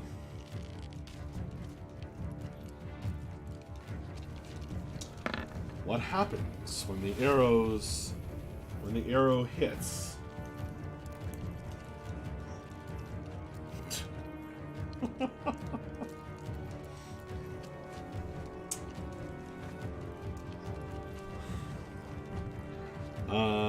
Well, this is dramatic. If you kill me with one of your wild magic arrows, I'm going to be pissed. What? If What's she that? kills me with her wild magic arrows, I'm going to be pissed. She did not kill it. However, both she and the basilisk transform. Oh my god. Oh no. This is transmutation at its finest.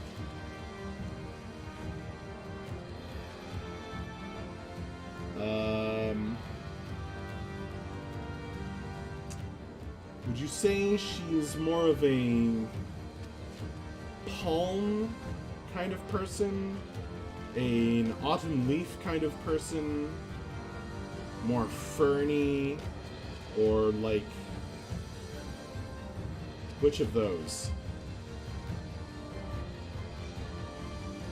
Autumn leaf, I guess? She turns into a potted plant. Oh, that's interesting. And so does the basilisk. It's very interesting. Poof.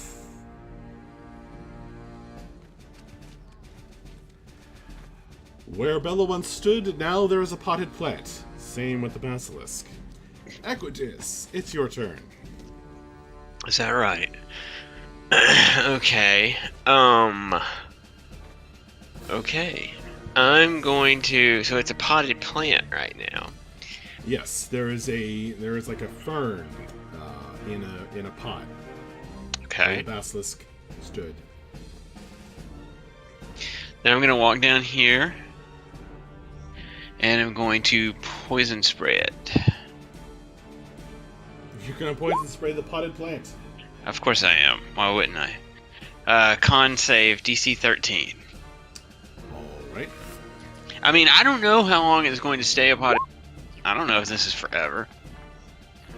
But I'm turning to stone at the moment, so we should probably make sure it turns back to a basilisk before we kill it. So, while a potted plant, not only did it fail its save, but it has vulnerability to all damage. Oh. So the 3 damage, the 3 poison becomes 6. Alright. And as it takes that damage, poof, the basilisk reappears, looking very confused, but also with the poison damage still festering in its wounds. I thought that might happen. That's, yeah, exactly what Breath just said. That's what I thought might happen. I'm done. All Averting right. my eyes from here until otherwise noted. You avert your eyes. Of course you do. Krim, it's And your I turn. also rolled a 12 with Equitas, but it didn't show up in the turn for some reason. Oh, it didn't show up in the right place. Yeah. That's because you added it after. Akiri, it's your turn. Krim, you're on deck. Okay, so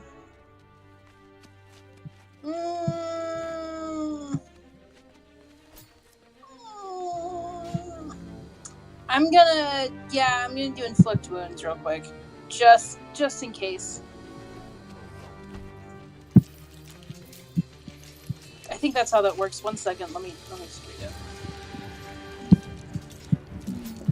I like how Kirsten is role-playing as a potted plant by just leaving right now. Should have put a potted plant in her chair. That would be amazing if we had one. Wouldn't that be great? Okay, so never mind. I'm not going to do inflict wounds. I'm going to do cure wounds on myself if possible. Alright. And I get 12 points back. Oh, good. Thank That's a goodness. nice one. It is a nice one. You heal yourself greatly with the power of your god. Krim, it's your turn.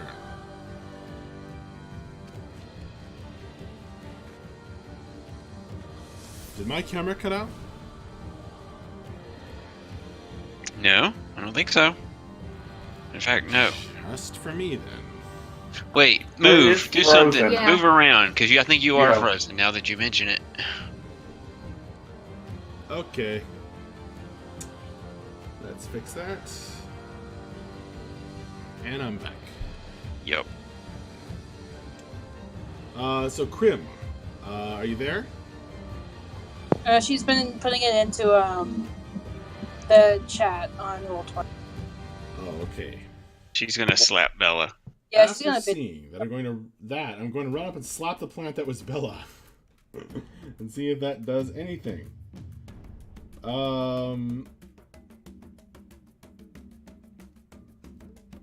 Yep. The plant disappears and Bella reappears, possibly looking very confused. Poof. Hey, Bella, you were a plant.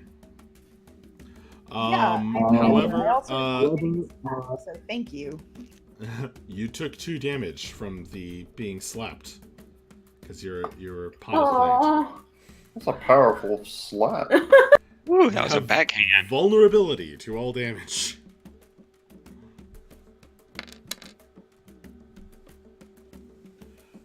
She knocked a bunch of the leaves off with the slap. I guess that's Krim's turn. Move and an action. I don't know how that would work. Oh, next I'm going to fire my last magic missile at the basilisk. Alright, I'll allow it. Well, Yeah, see, slapping the potted plant is an attack. And the magic missile is also an attack. So you can only do one of those. Bitch, I'm Dragonborn. So you get to slap for free. I'll tell you what, you could direct one of your magic missiles at the potted plant and the other two at the basilisk.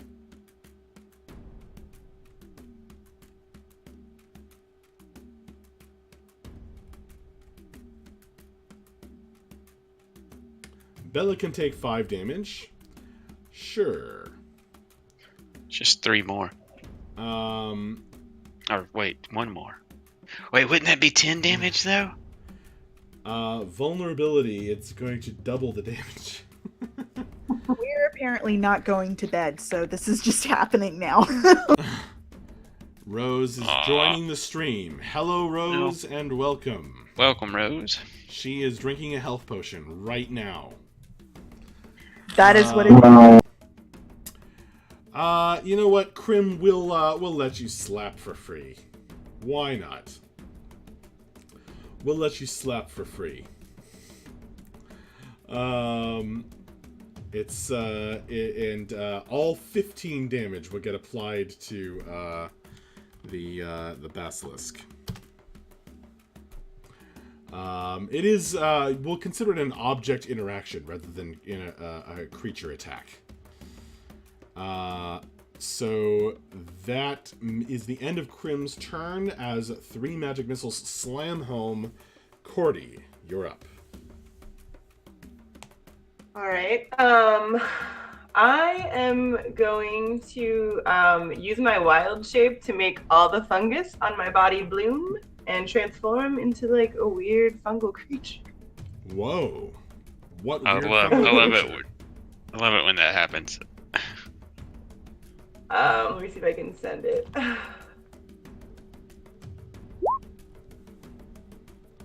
So then that just like buffs my hit points and makes my attacks better. Channel magic into the spores that infuse you. When you use your wild shape feature, you can awaken those spores rather than transforming. Oh, okay. So basically, all the mushrooms on your body are blooming. Yes, and then just like get all weird. Okay. I was prepared to just literally turn you into a mushroom. But... It's like it sounds like Venom meets Swamp Thing. Yeah, it's like an alternate wild shaping. Gross. The spores bloom all over you, and you gain temporary hit points. And I think that's the end of your turn. Yes, sir. And I wait. You wait? Just like observe from my freaky fungal position. Nice. Bref, your turn. Well, my children are in bed now, so I'm not going to scream, but I am going to rage again. Oh, I'm on the wrong tool. Now there's weird lines on the map. All right. Select them and delete them, but I'll do it. Yeah, I will in a moment. I'm going to move here, and with Equitus opposite me, I'm going to attack flankingly. With advantage. Go for it. For 19. The maul strikes home. There's a loud cracking noise as you break off some of the spines, dealing 7 damage.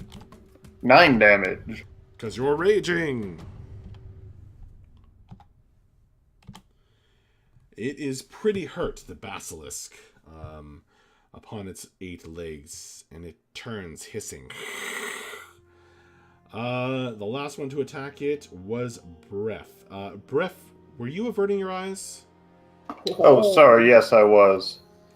So you didn't have advantage, but you didn't. But it still would have been a 19. Yeah, it still would have been a 19. 19. All right.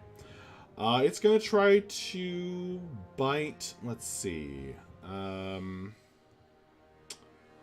Well, Bella may be the one that turned it into a potted plant, but she is out of reach. I forgot to have Bella roll with a disadvantage, but that's on me.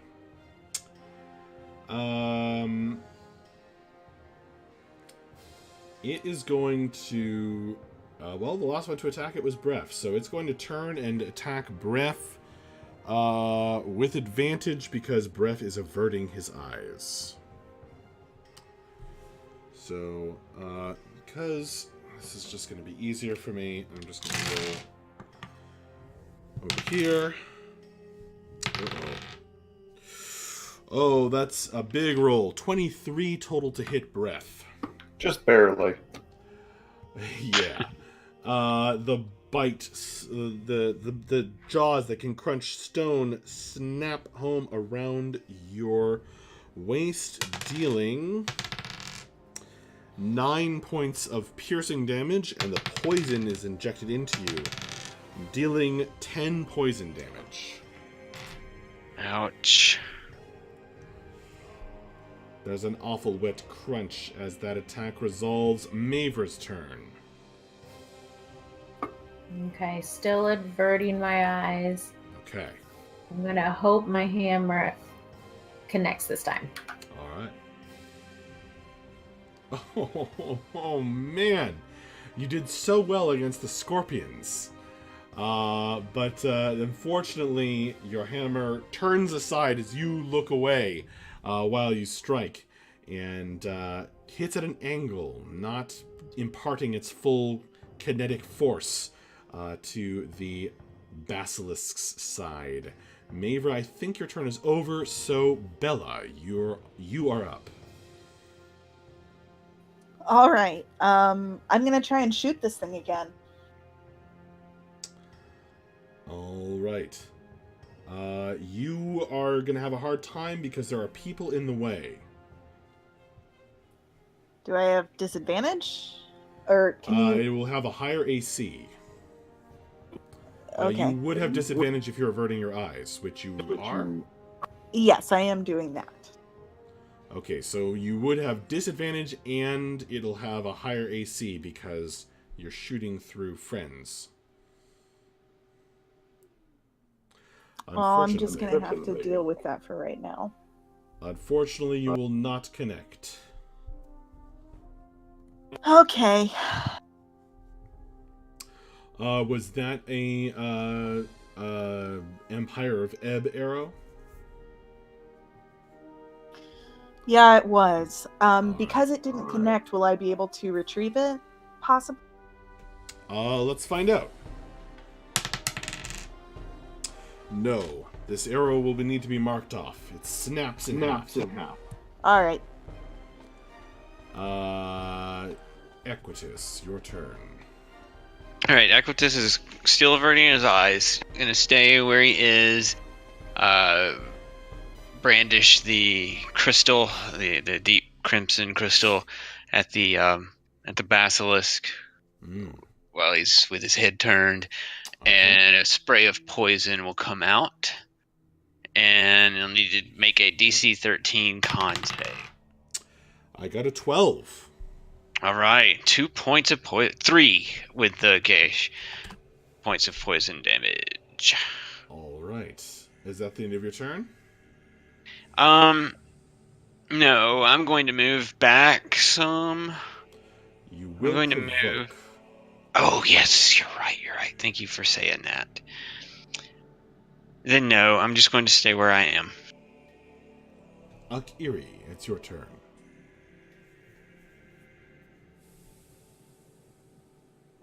So how close to completely stoned am I? Am I like really or not yet stoned? So right now you feel everything stiffening up, right? So it's like hard to move. You will get a new saving throw. It's still creeping over your body. You're going to get a new saving throw at the end of this turn. At which point, it'll either completely cover you or you'll shake it off. Okay, cool. Your bird friend is becoming a bird statue.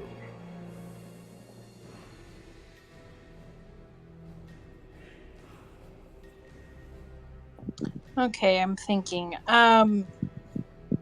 You know what? Let's Sacred Flamer. Why not? Why not?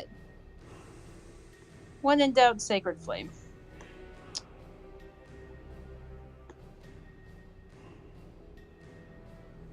It's DC 14. Oh, that's a good sacred flame too. It's a DC 14. All right. Now you're with her last strike. Akiri launches a sacred flame, the radiant beam, striking the basilisk as it shuffles around on its 8 legs, dealing 8 points of radiant damage. The basilisk is nearly slain. And now, Akiri, that was your last motion. The stone is creeping over your skin. You're turning gray all over. Your feathers stiffening instead of their curly, downy nature. They're becoming stone. It's time for another Constitution saving throw.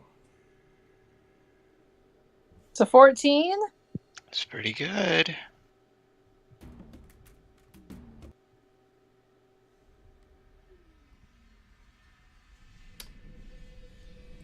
You resist. The stone creeps over and over you, covering you in gray. She's motionless. And then, crack, snap! You break out of it. Yay! Welcome back.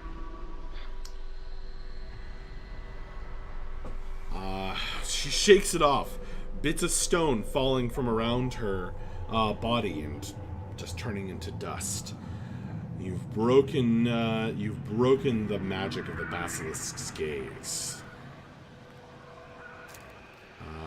Lucky you. Krim. Yeah, and that's it. Okay, so then return Krim. Oh, are you still going to be typing?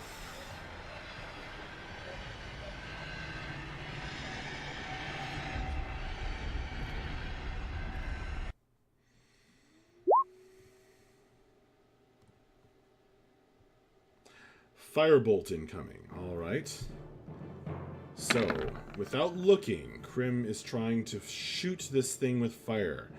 Unfortunately, an 8 will fly wide, and the flame will make a scorch mark on the wall and nothing more. Do you have any other things you want to do, Krim? All right, and that's a no. So, Cordy, your turn. All right. I'm gonna move up to where I think it is about, and boop it with my quarterstaff. Standing on the skeleton that directed you toward the secret door, you boop it with your quarterstaff, and it flows with the poison spores that are swimming over your body. Unfortunately, you were averting your eyes, so you are getting a 3. It's a bummer. There's a loud cracking sound as the poison spores flow onto the floor along the end of your quarterstaff, not harming the basilisk or finishing it off. Breath, it's your turn.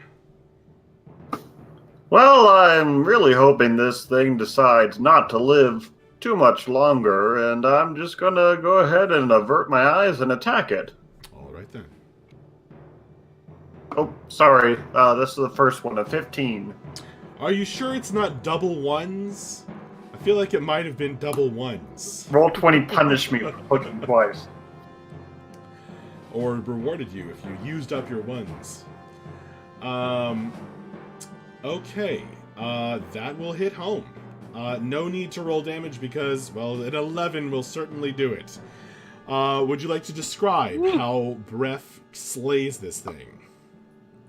I almost feel bad for it. We're all kind of gathered around it.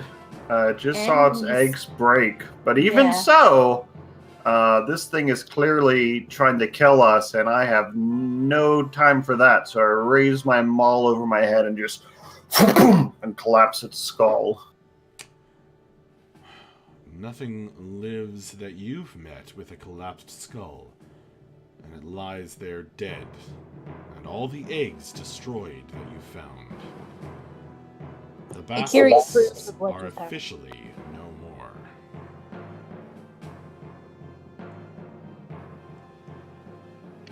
Thank you, Bref. Way to go, buddy. Glad to be of service. Let's check this new room out. I have revealed that room because Mavra has dark vision, and she can see clearly into it. Ah.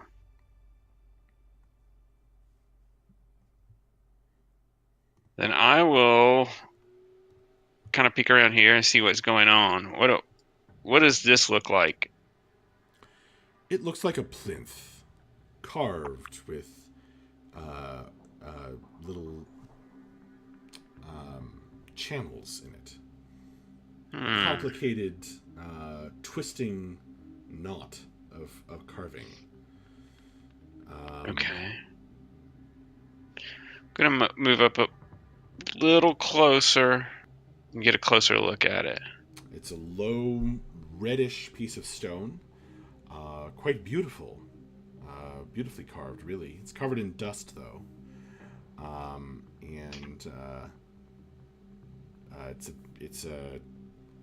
It's a heavy piece of, like, almost like a stone plate laid upon the ground. Do I recognize the carvings in them? About how many inches thick? About 4 inches. Go ahead and make a history check to see if you recognize the carvings. Okay. Big old 2. Equitus hasn't done all that much reading on his art history. History was not my strong suit.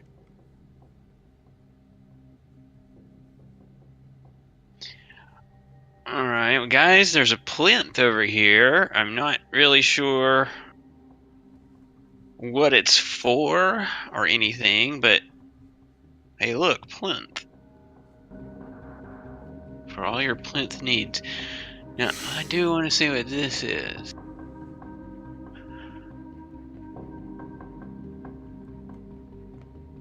Alright. And I guess I want to walk into this room too and see what I can see of whatever this is.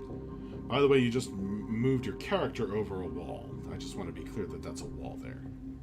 Oh, I meant for it to look like I was going there and then there, maybe. Yeah. Akiri's gonna. Equitus' magic wall phasing ability isn't revealed until like session 6. That's right. That's a level 4 ability.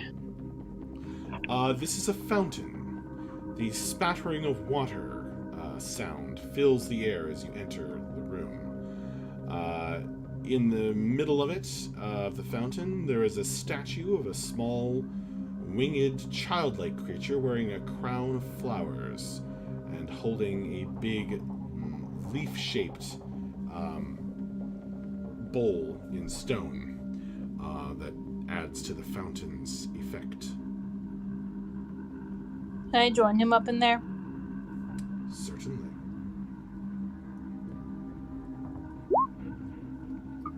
Another victim! Bref grabs a handful of basilisk blood and runs forward and smears it on the child in the fountain. You know what would be funny? If a baby came to life. In a way it does. Well, that's never a good sign. Yeah. Only the statue's mouth moves, and the blood, the dark blood flowing into the fountain, is slowly filtered out by the flow of water. The childlike figure speaks. Only the mouth moving.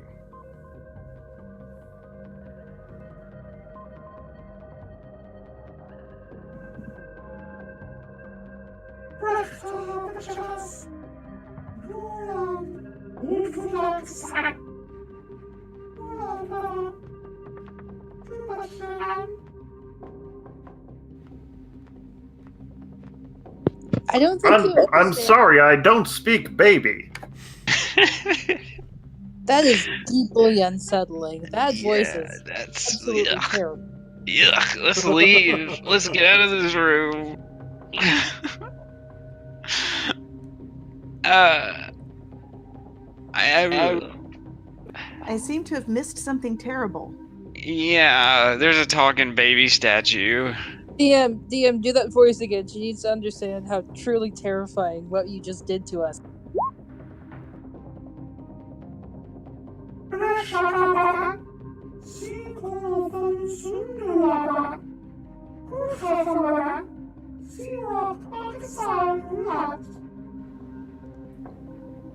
I have comprehend languages. I don't know if I want to use it. Oh. Does anyone speak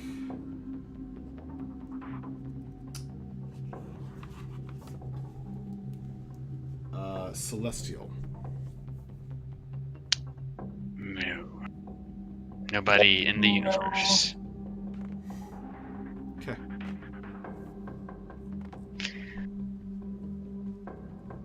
Let's comprehend some languages up in this bitch. All right. Yeah, okay. I cast comprehend languages. All right, mark off the spell. How do you all have so many spells to throw around? Can you really cast that? Let me see. Just double check in case. I mean, we took a long rest, and I've been almost exclusively doing bardic inspirations and shooting my arrows. I haven't really cast that many spells today because most of my spells are like charm person and stuff, which I'm like 95% sure that's not going to work on a scorpion. Yes, I can ritual cast comprehend languages, so maybe I'll do that. Rad. All right, let's just. All right, so we're gonna sit here and we're listening to this terrifying baby for 10 minutes while I work on this. All right.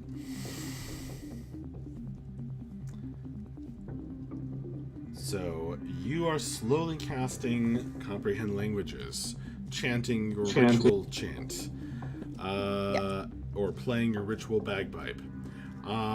What are the rest of you doing while that is going on?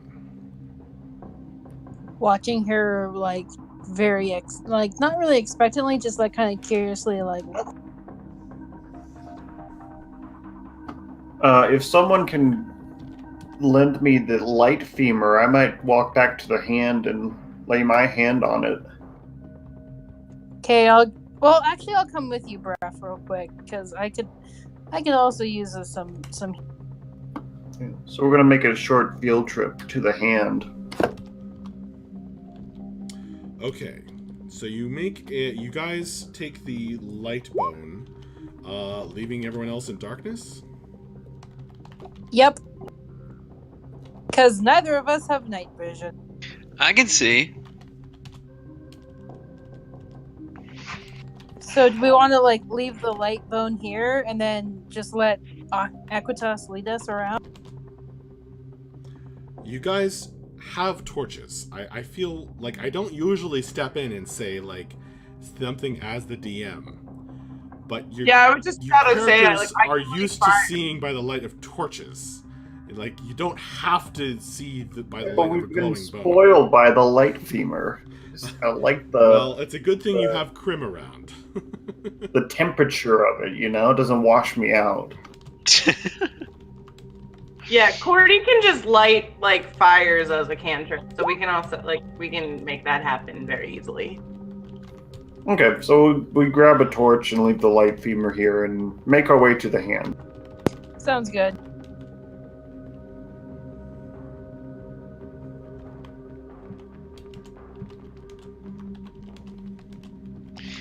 I don't know. I mean, I want to see what's up with the plinths, but I don't know what else to do to it. I could dance around on it. Hey, you haven't been cursed yet this session, so I feel like you should probably. I feel like you might. I could try to lick it. Just lick everything until something happens. Yeah. So you That's what she guys, said. by the light of what? Torch. Don't worry about it. By the light of the flickering torch, you examine the marble hand. It is as you have left it, with the sapphire in its palm.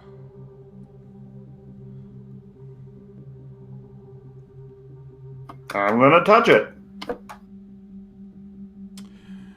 You touch the cool marble, brushing your fingers along the smooth surface. Nothing happens. Akiri also touches it. Same result.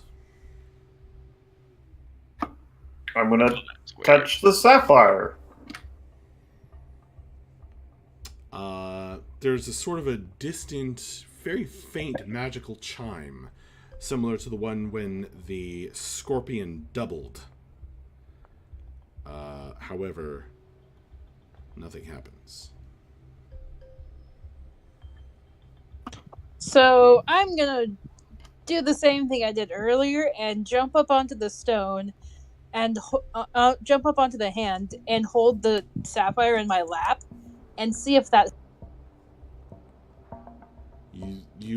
Okay, so once again you set yourself up where you sit on the rock and you hold the sapphire in your lap. Yep, absolutely. Okay, nothing It worked happens. once, right? Oh, you said nothing happens? Nothing happens. I have an idea. Can I have the sapphire? Let's bring this back and see if the water in the fountain also changes. Well, when we take it off, it goes away, remember? Wait, what goes away? The water goes away when we take the sapphire off the hand. Yeah, but we're not sure if that affects the fountain or just the pool. Oh, the fountain. Ooh, that's a good point. You lug the heavy sapphire back. I give it to Very- Breath, so I don't have to carry it. Yeah, I have a 16 strength score, so Well, that's very good. carry like a watermelon. Is this the first time you've carried it? Yes. Alright. You lug it across the dungeon. It's still heavy. I mean, it's not like it's nothing to you. But you have a lot easier time than anyone else that's carried it so far. Guys, the hand stopped working. Did you break the hand, Breath? It wasn't me this time. Probably. Ref has come marching up, carrying enormous blue rock. Is the fountain still happily gurgling? It is indeed. Hey, Breath, set that blue gem on the plinth there. Okay. I plinth it up. All right. As Breath is doing this, Akira's gonna be like, I feel like this might not be the best of ideas. And leave it at that. So you... ploosh, the water splashes over the side of the fountain. No, Oh, he's no. No, I'm setting it on the plinth. Oh, on the plinth. All right. I reiterate my. You set it down. Clank on the plinth. For a second, nothing happens. You're over here, right? You're talking about this plinth. Not the other. Correct. Yes. Yes. All right. For a second, nothing happens. Then there is a sound.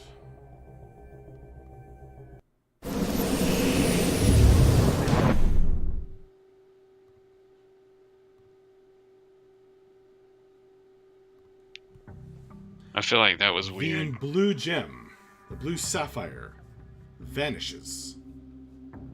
It's Hmm. gone. Well, I mean, it probably... Well, I'm not there. You're just around the corner, casting your spell.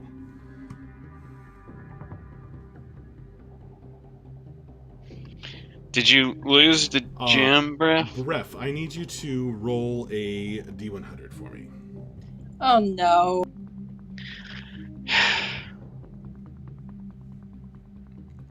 See, this is why we don't suggest things to Bref, because he does them. Hey, Twitch chat, call odds or evens.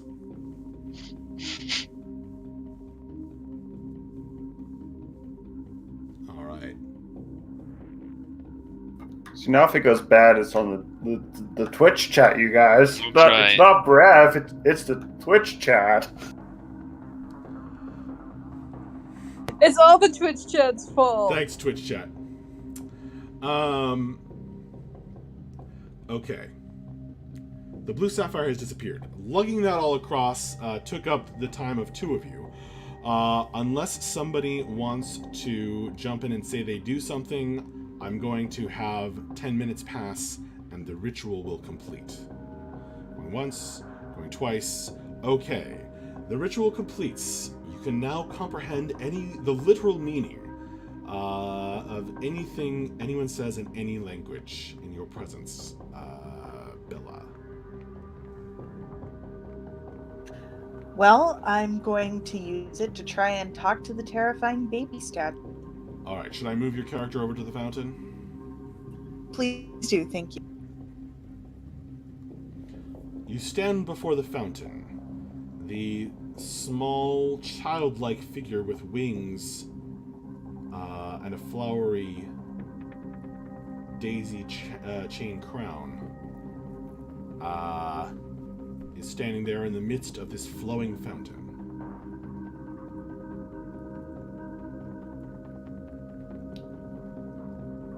All right. I think I was with the baby when we activated it before. So what did we do to activate it? He touched it. More specifically, Yeah. oh, I was gonna say more specifically, he rubbed basilisk blood over it, but like you do you. Well, that doesn't seem to have turned it back into a person. So I'm gonna try and touch it in the least bloody part. Okay, his bloody handprint on one arm, you touch the other arm.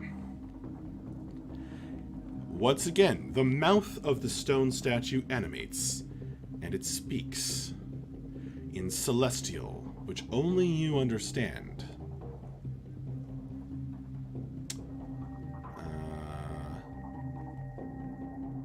Stand by. Welcome, traveler. Stay and rest a while. Refresh yourself, but avoid the restricted areas. You may swim to other realms from the pool if you wish.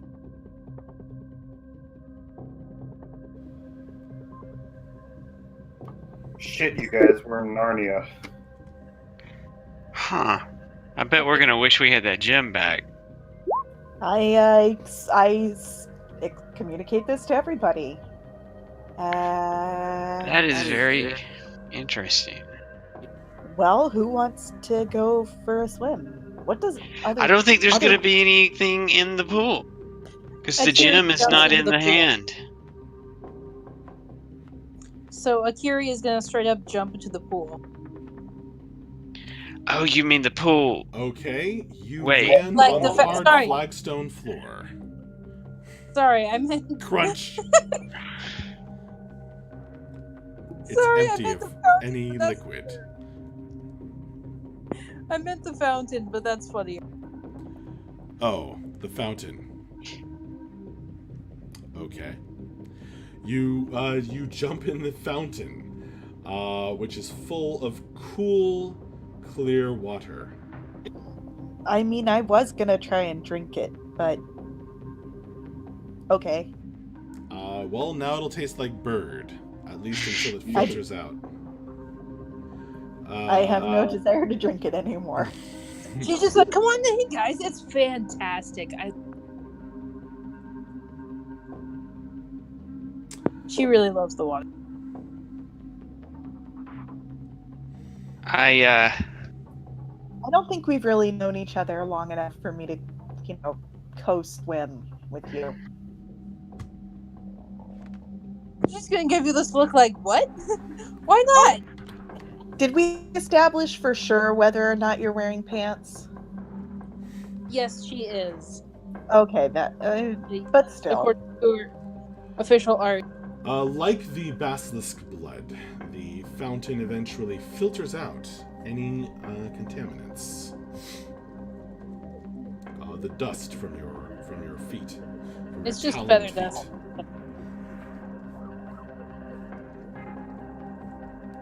And then I guess when you jump in, it triggers it talking again, but it repeats the same thing. Do you want me to do it again?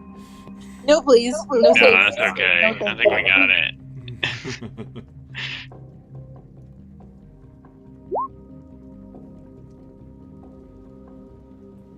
Yeah, I guess let's check out the hidden door. Although I wish we had that frickin' gem back, but yeah, let's check out the door. I mean, it's probably in the mouth, right? Or maybe it's popped out in some other. I mean, there's no telling. I can try to lick the glyph if we want. Why is everybody's first mode of attack to try and like we could just touch it with our hands, you guys? Hey! You have to taste everything's true essence. All right, fuck it. He licks it. Cordy, you bend down and lick the carven plinth. It is dusty, so there's that. But beyond that, you feel the tingle of magic on your tongue. Cool. It kind of pulls at you a little bit, kind of like how Akiri felt when she reached her hand in the pool in a previous session.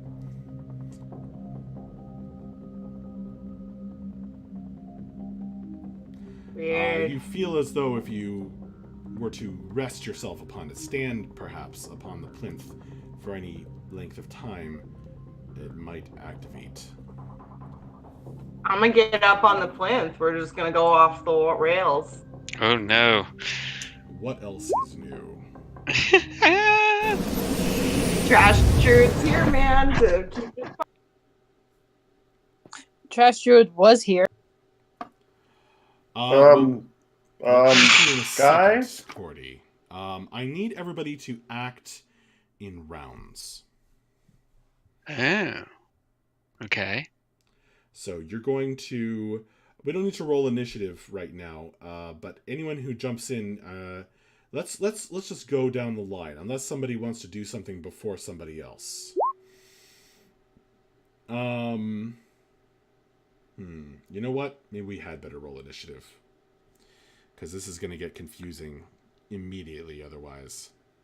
Should Cordy roll initiative? Cordy as well. Good deal. It's probably gonna be crap. Well, that's not bad. Oh, it wasn't bad, but I didn't select my character because my character isn't here. Yes. Sorry about that. I got... Is it restricting your guys' view around corners at all? Around where? No, it's not.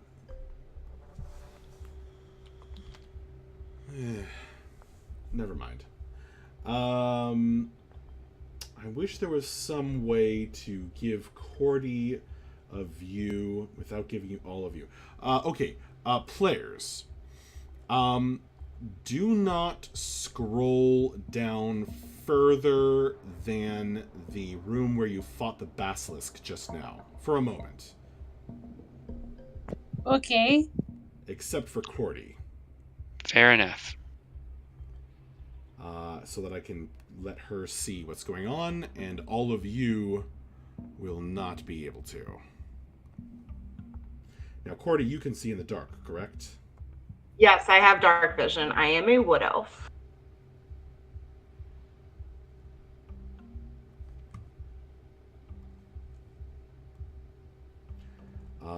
Well, I don't mind everyone else knowing that you are with the gem. Cool. Good. I'm glad we found it. Understandable. Actually, I take that back. Cordy, you need to roll a D100. Cool. And I will add your turn so that you can input your correct initiative.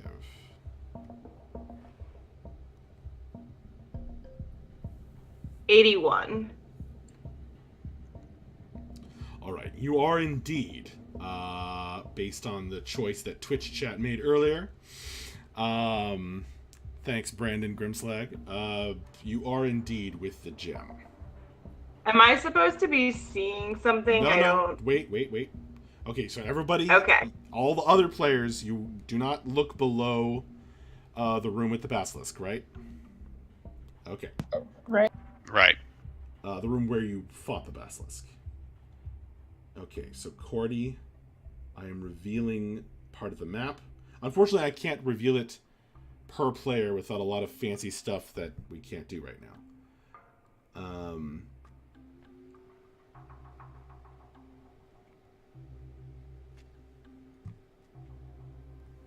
Are you seeing something, Cordy? I do. Okay.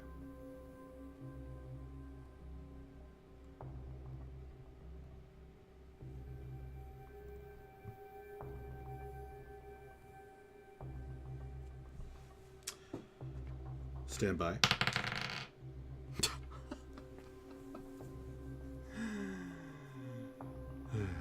You should edit. You should be able to edit your initiative, Cordy.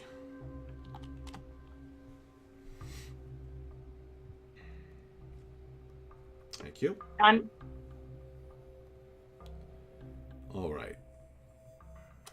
So, the first one to react to Cordy standing upon the plinth and disappearing is Bella.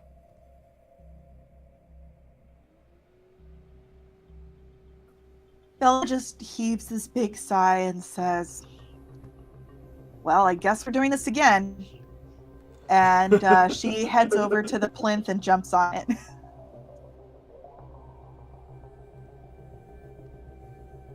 All right, then.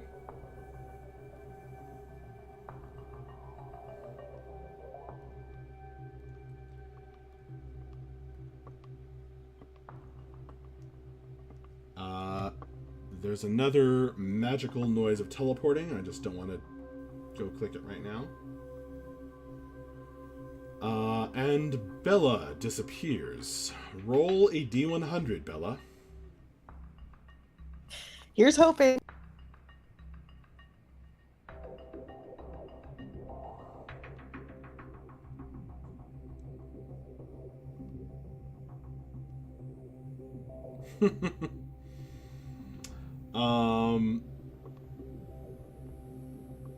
Bella disappears and then reappears. You feel like static all over your body, like there's interference.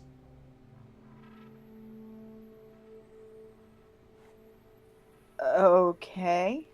Like you bumped into somebody and just came back. Cordy, you feel bumped into. Cool. Weird. Okay. That's Bella's turn. Cordy. You are seeing stuff no one else is seeing. I'm not going to describe it because that would give it away. Yeah, I got you.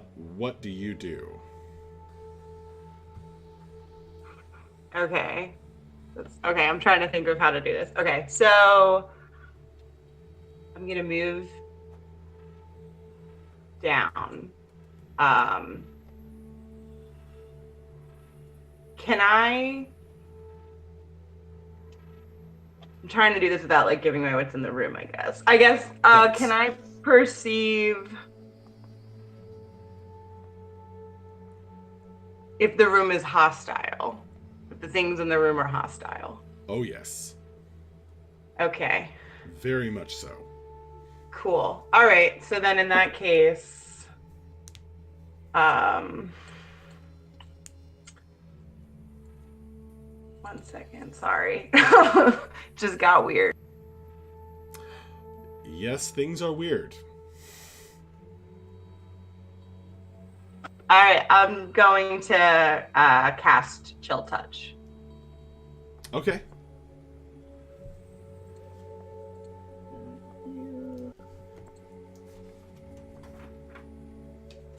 That's a 15 to hit.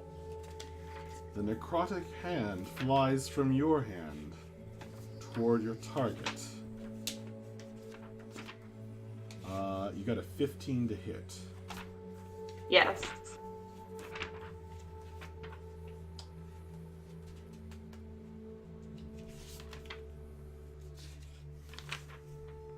I went to the wrong page.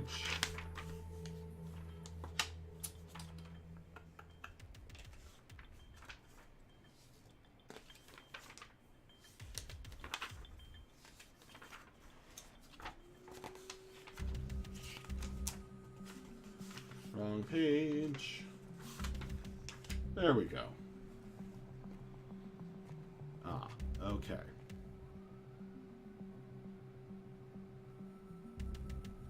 All right. Strikes home. Roll damage. 3 necrotic. And in the event that the thing I hit is undead, it has disadvantage against me. Well, disadvantage against to attack you? Yeah, for its attack rolls against me. Can you, oh, I see what you're, that's what the spell does. Yeah. Gotcha. Okay, very cool. That's Cordy's turn. Aquitus. Okay. Well, I guess there's nothing for it but to go over to the plinth. I'm gonna. Bella is like flickering in and out of existence. She like keeps trying to, like it's like the thing is trying to move her somewhere else, and she's getting bumped back. Oh, so she's It's like so she's pulled back. So then I wouldn't be able to get up there at the same time. Really? No, she's standing there. Well, shoot fire. Okay. Poop to scoop. I like shoot fire as a character in a fantasy world's euphemistic cuss. Right. I don't even have anything to shoot. All right. I was thinking about that. I'm gonna reach my hand out and try to touch Bella. Bella feels that she's right there, but she's like keeps disappearing, and then you don't feel her, and she's gone, and then she comes back and pushes your hand away. Can I try and pull her towards me in Sure. one of those instances where she feels like she's more there than not? If Bella allows it. Is my voice coming through okay? Yes, Yeah. yes. Yeah, I mean, I can. I'll let you pull me. Okay. Am I able? Okay. Am I able to tell anything about what I'm bumping Do into? I mean, have your I'm consent? metagaming. Feels like a I person. know what it Feels is. like a person. Okay. This is Equitus. Do I have your consent? Where do you pull her to? Just to my side, just off the Okay. plinth. Yeah, That will probably be your turn, as that's a move and an action. that's fine. Okay, Krim, you're up.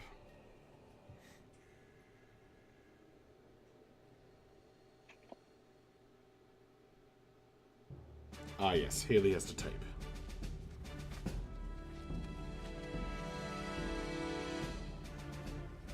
Okay, Krim, the same result occurs to you. You're like, oh wait, roll a D100.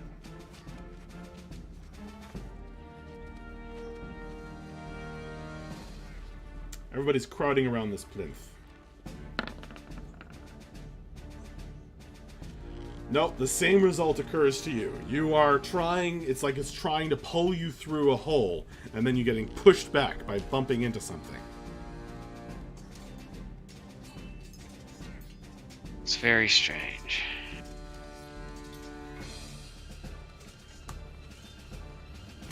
Oh, wait! I'm so sorry. Cordy, did you move? Yeah, I moved one block. Oh, okay. Okay. I messed up. My bad. My bad. We need to go back a couple turns. I have to rewind things because I messed up.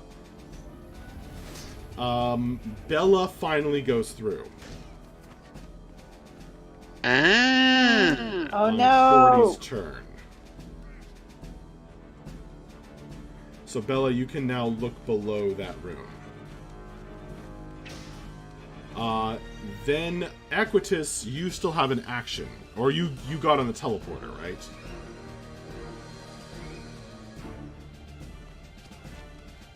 So Equitus, we're back to Equitus's turn.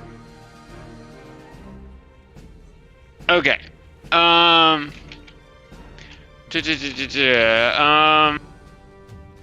then in that case, I'm going to stand on the... Wait, no, she would not have been able to move, so I'm not going to stand on the plinth right now. But I don't know that I would know... Would I know that that's how that works? No, I'm going to stand on the plinth. Alright. Now you know that's how that works, because you feel Now, yeah. yourself being pulled through, bumping into someone, and getting pulled back. Okay, do I even have to roll the D100? Do I need to do that? Oh my gosh. Yes, you do, actually. Before I Okay. say that.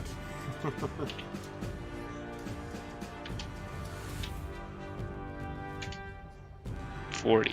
Alright. No. Something else happens to you. Finally.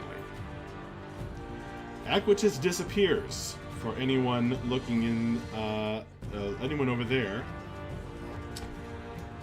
Equitus, you find yourself elsewhere. I think this is worthy of bothering to play the sound effect again.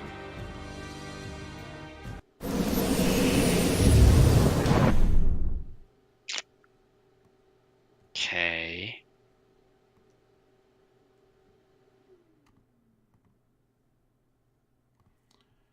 Alright. Equitus, in a moment, I'm going to ask you to scroll down. Okay. Bella and Cordy, don't scroll down any further than the room with the red thing in it. This is getting complicated. I know. I got you. It's alright.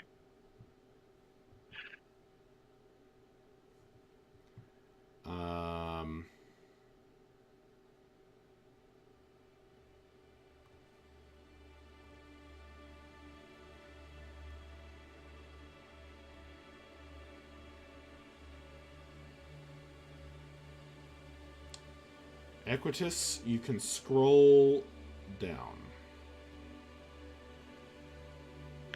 Okay. Till you see yourself. Where is it? Oh, there I am. Okie dokie.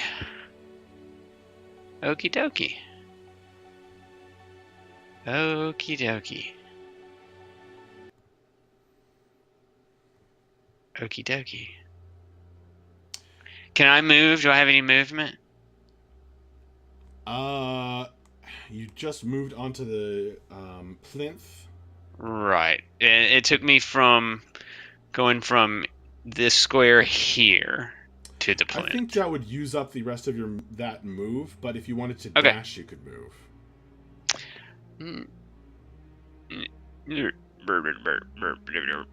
No. Instead, I would like to Eldritch Blast something. All If right. that's all right. Yep. That's something. If you can see my ping. I see it. I see it. Okay. And I'm gonna add some acid flavor to this Eldritch Blast. Okay. Mark off another Ah. charge. Looks like that's a 10. Well, it'd be an 11 with the gauge. Unfortunately, your magical blast will bounce off of your target. You hit a particularly armored spot, it looks like. Right. Okay, fair enough. Then that's my turn. All right. Krim, what do you do?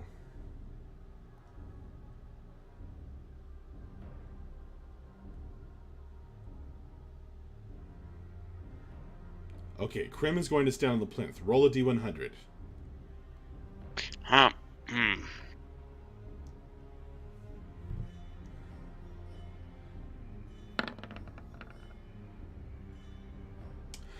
Krim, you are being it's like being pulled through a hole and then being pushed back as you bump into somebody. And it's like you're flickering in and out of existence. It's very uncomfortable. You still have an action, which you could use to dash off the plinth. What do you want to do?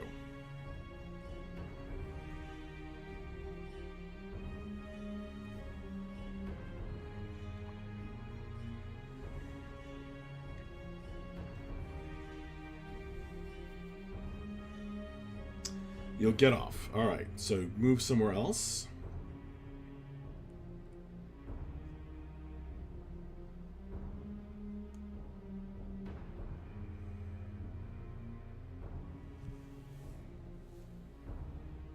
And I'll tell the others what's happening so they know what's going on. Krim tells you Mavra and Bref and Akiri that she felt like she was being pulled through a hole but got bumped into someone and got pushed back. Okay. All right. Hopefully that's close enough, Haley. Also, you have light femur. All right. Cool. And his Bref has a torch? Yes. Yes. You're going to get a yellow dot, my friend. There you go. Akiri, it's your turn. I'm gonna try to go through the place. All right, you're going to roll a d100. I have a quick question. Yep. So, if Krim has the light femur and she's like popping in and out of our room, is there like a strobe light going off in here? Yes. That's terrible. Thank you. Whew. It gives me a headache thinking about it. I got an even number. You did. Equitus, However. you feel someone bump into you. Mm-hmm. Yep. And Akiri, you're flickering in and out of existence as you are trying to pull through a hole. Can I try to pull her the way I pulled Bella? Huh. I mean, it's not my turn, so I probably can't do anything. Reaction? Yeah, I'm gonna say no. That would probably be an action. Okay. Bref, it's your turn. He can make an attack of opportunity to try and grapple her. True. No, he could not. But thanks for the weird image. So what's Bref gonna do? Well, since people keep standing on that thing and flickering, it confuses me and makes me feel uncomfortable. I'm going to approach something that I do understand. A door! And I'm going to open that door, and I'm going to see what's behind that door.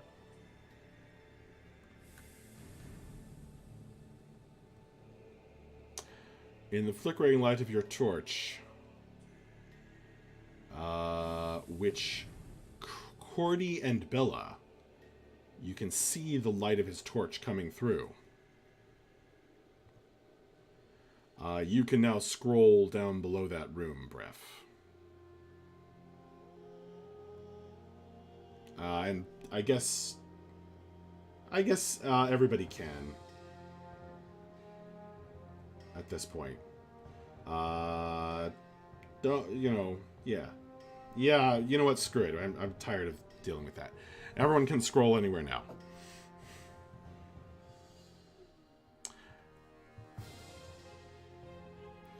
If it's undead. Yes. I don't know what would make anybody think these things are We undead. get, I think, Cordy gets, or Alexis gets points for that.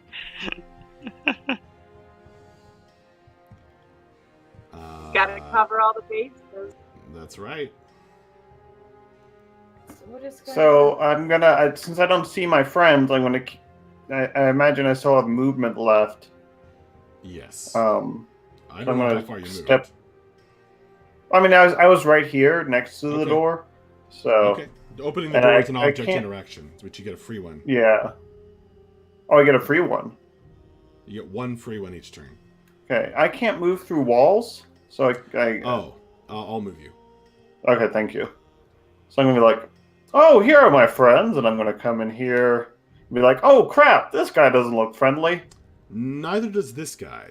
Oh, I didn't see that guy. I didn't scroll down far enough. There's the rotting figure of some kind of lizardy man, standing facing the corner, Blair Witch style. Ugh. I have a feeling you might try and trick people into believing this is real as a marketing gimmick, so I'm gonna attack you recklessly after I rage. All right. It does turn around as you approach, carrying your flickering torch.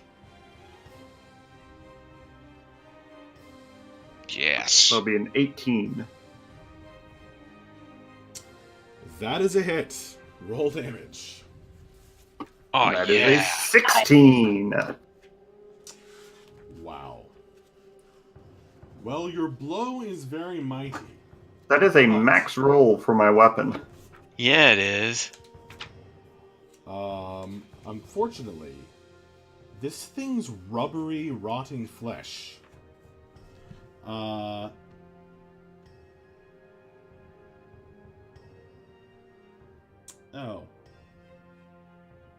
Man. Screw it. This thing's rubbery, rotting flesh rebounds. It's almost bouncy. It doesn't seem to be taking the full amount of bludgeoning damage from your hammer. So it's I mean, out of character, that's a bludgeoning resistance and not a magic weapon because I do have a magic weapon. Correct. Okay, cool. All right.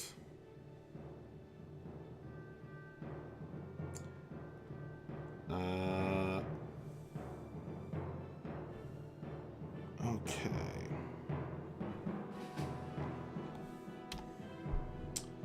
That is Bref's turn with a mighty chock-a-block-a blow. Maver's turn. I think I'm gonna follow Breath. Okay. You follow the big barbarian and find him wailing on the rotting corpse still standing of some kind of lizard man.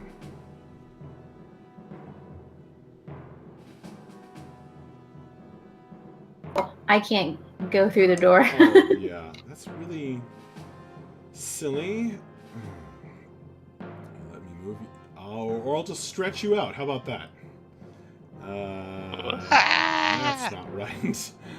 You've been affected by a terrible curse.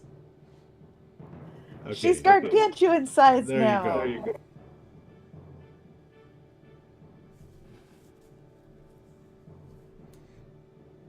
Okay, I don't think I can move anymore, so I guess that's the end of my turn. Well, you could if you dash. Use your action to move. You can take another move. Just one more square? No, the full 25 feet.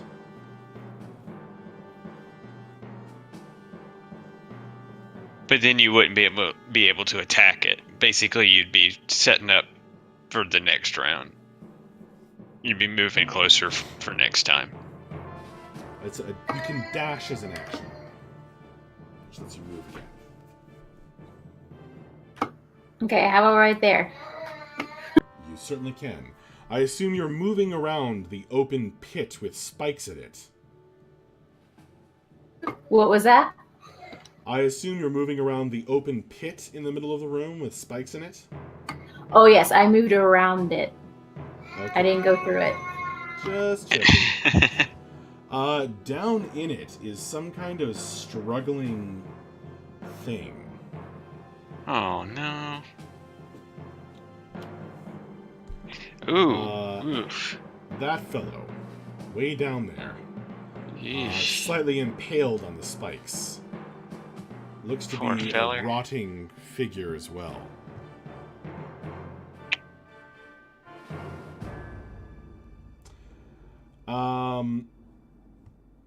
Okay. Maver's turn is over. And now it is time for the enemy.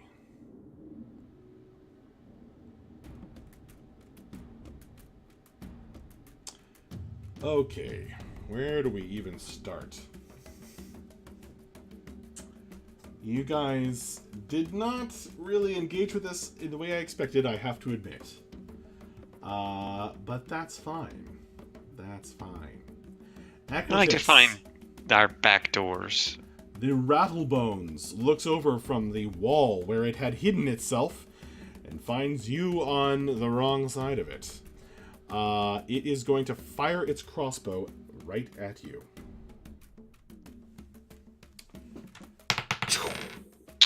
It may certainly try.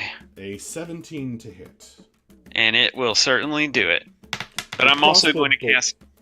Yes? I'm also going to cast Hellish Rebuke. Okay. Is it in range? I believe so. Let me double check. But I believe so. Hellish Rebuke. Burbadooba-doo. 60 feet. Oh, goodness. Alright, so the crossbow bolt slams home painfully in your chest. Dealing, or I guess in your side, really. Dealing 5 points of damage. Piercing. And the skeleton chitters its teeth. And begins reloading the crossbow.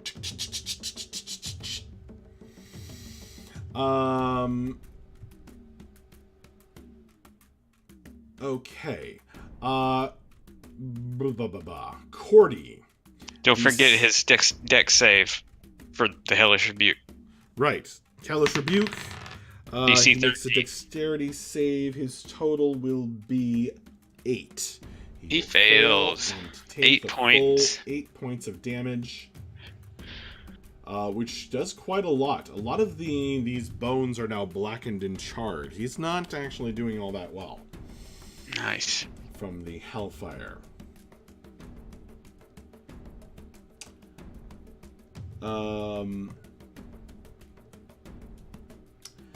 The Cordy, this one that you have hit with your hand is going to fire its own crossbow bolt right at your face, dealing or hitting for 22. I know that's a hit, so it's going to... Disadvantage. Oh, it has disadvantage! Never mind. What's the second roll? I rolled the exact same thing. Nah. The crossbow bolt goes right across your face, dealing 4 points of piercing damage. Breath. This zombie spins around and attacks you. Oh, he's gone from the room. We'll come back to him. Then the 2 creatures that nobody has yet seen attack. First of all, the skeleton over here peeks around the corner from its position where it had been hiding. And it fires its crossbow at Cordy as well.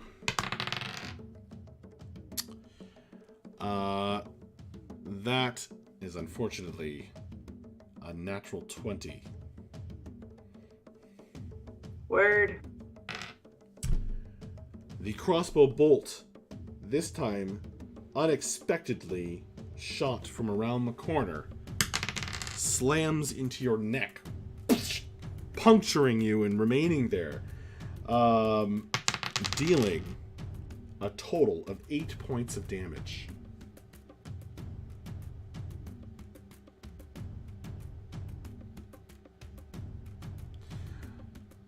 Nasty. And then there's a moaning, groaning dog.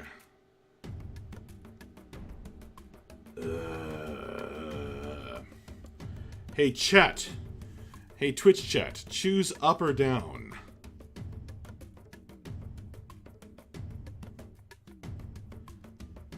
Down, says Twitch chat.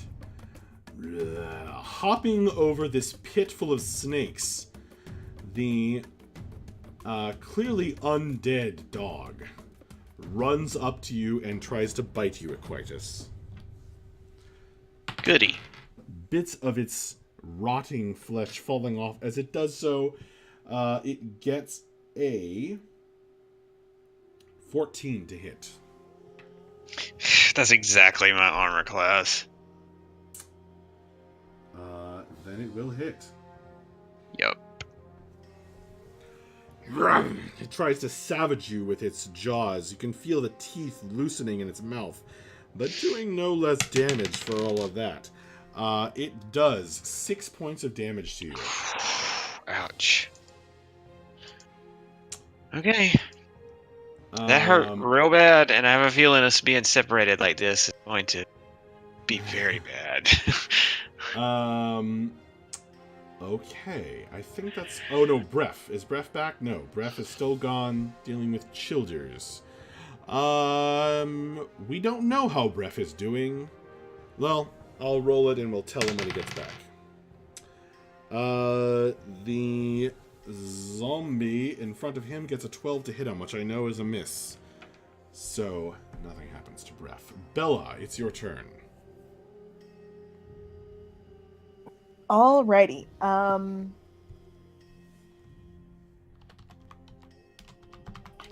I'm going to move and attack with my short bow.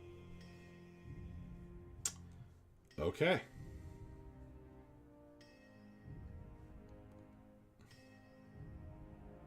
I'm gonna shoot the white thingy. Zombie, I assume. The thing right around the corner here? Do you have dark vision? Yes, I do. No, well...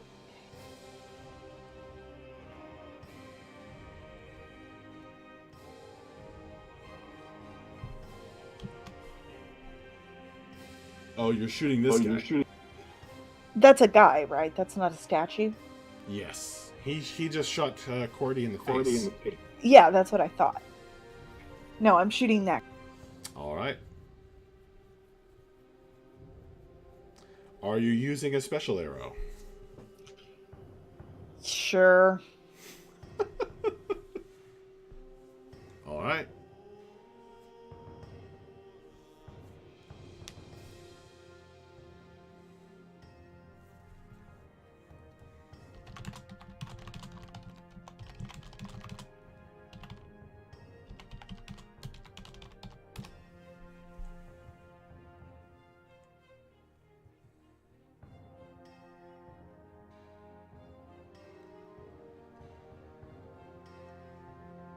I don't know why it's taking so long to process my clicks, but... Sucks. That's strange that it's taking that long. I have a terrible laptop.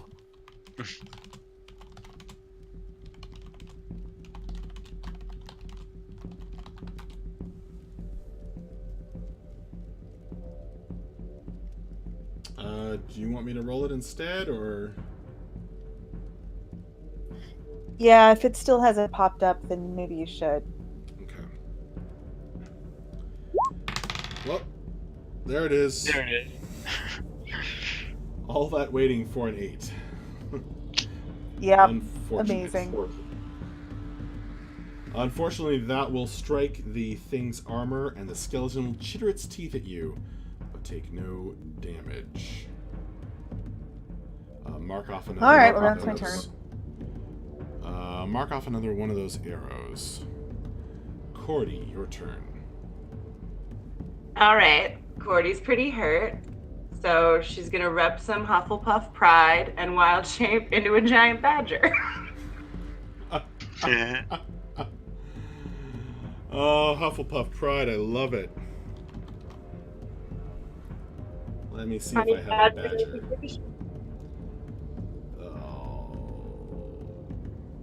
I think I might have a badger-like creature.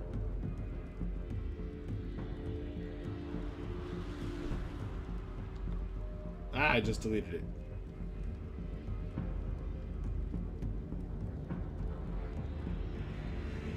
How big is this badger? It's still medium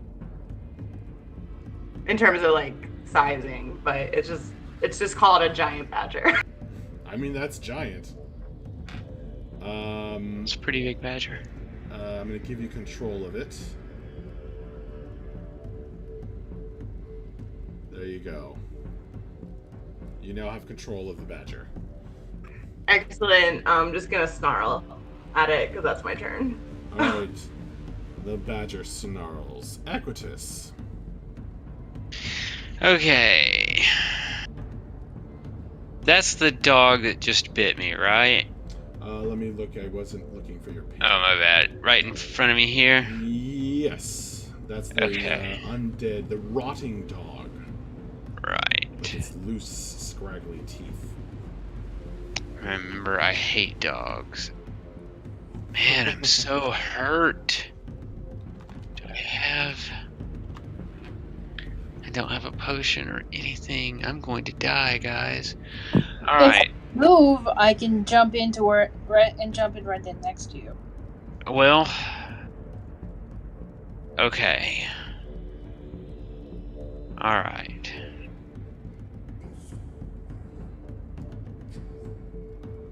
Where... Okay. Then I'm going to step to the left. And then I'm going to Eldritch Blast the doggy. Alrighty. Now that's a ranged attack in close combat. Oh, okay. Well, disadvantage is a 17. Alright. I totally forgot.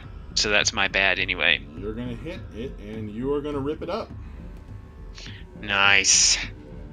That thing is gonna take 11 eldritch damage. It would really, it's actually 12. Consider with the cat. I don't know if that matters how much, but yeah, it's severely blasted. But even though you can see its spine as you've peeled away a lot of that rotting flesh with your magic,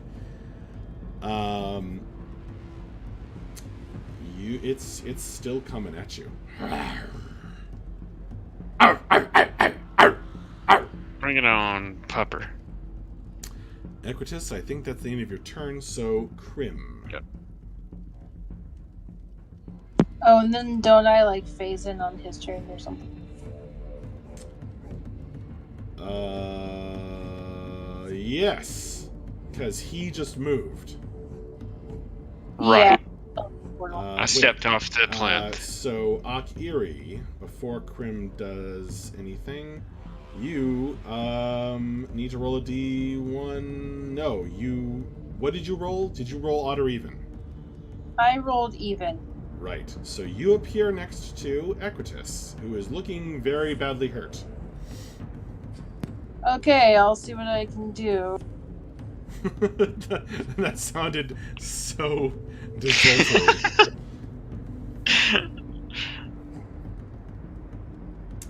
Alright, Crim wants to get back on the plinth.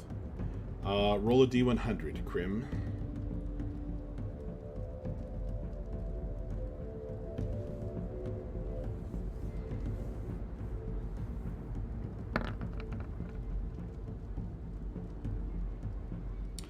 "27. You appear Wanch over here.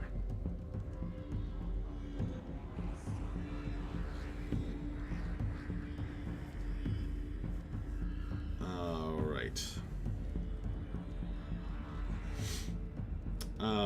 It's Akiri's turn. Alrighty, so... Or wait, no, Krim still has an action. She could attack. Never mind. Probably going to be Firebolt. Yep, Firebolt. All right, go ahead and I assume you're attacking this guy, so go ahead and roll it.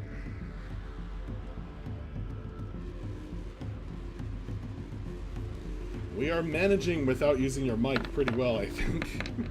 Hopefully we get that fixed before next time. A 15. A 15 will hit. Roll fire damage. You did. 6.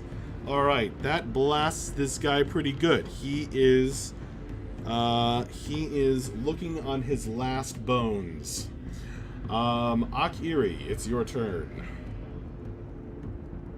His last phalanges. His last metacarpals.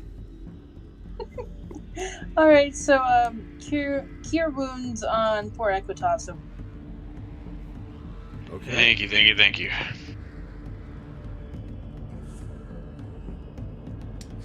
Mavra, I'm sending you a secret message. 15 health points. That helps. Oh wow, 15 points of healing. Dang. That's max. I think that's max. Yep. No, it is. Thank you. That's awesome. And I think that's the max you can roll. Yep, it is. Or actually, 16 might be max. No, according to the thing, you got max. If you hover over it, it'll show you what.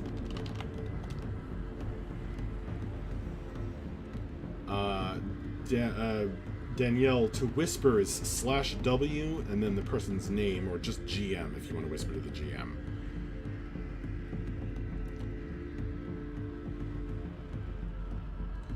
Akiri. That's the end of my turn. Oh, I should probably move off of it, but there's nowhere to... Ref's turn. Yeah, there's really nowhere to move. Yes. Equitus, you are squeezed in next to that sarcophagus. Right. That's all. Okay. Alright. Yeah, I figured it was pretty tight behind there. But I couldn't go anywhere else. A sarcophagus and a pile of bones. Yeah, that's scorched and burned. What I like to call Saturday night. I should reveal that room to you. Oh, look at that. I'm going to be attacking recklessly again. For a 15 against Zombie Friend.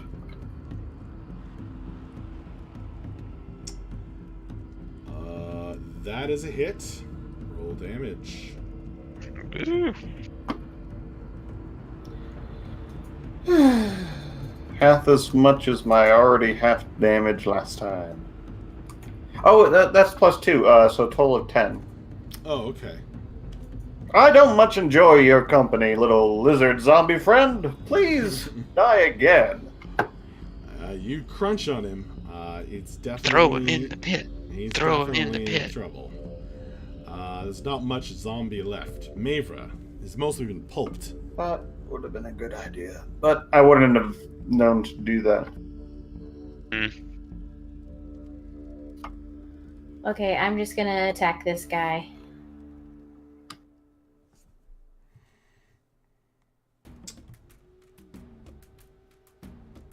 An 8. That might actually hit. Oh. So this guy's barely shuffling around, as most of him has been pulped. That's a hit. Oh. And 4. All right. Your hammer hits his rubbery flesh. It doesn't seem to do as much damage as you'd like it to be. But he is definitely not long for this undead world. Alright. It's time for these moaning and groaning undead to strike back. Let's see. This guy's gonna go for breath. He does not hit with a 7. This one is going to fire at Krim, who blasted him with fire. He is going to get a pretty good, an 18 total. I believe that's a hit on Krim. So, oh boy. His crossbow bolt strikes you square in the solar plexus, dealing 8 damage as it buries itself in you.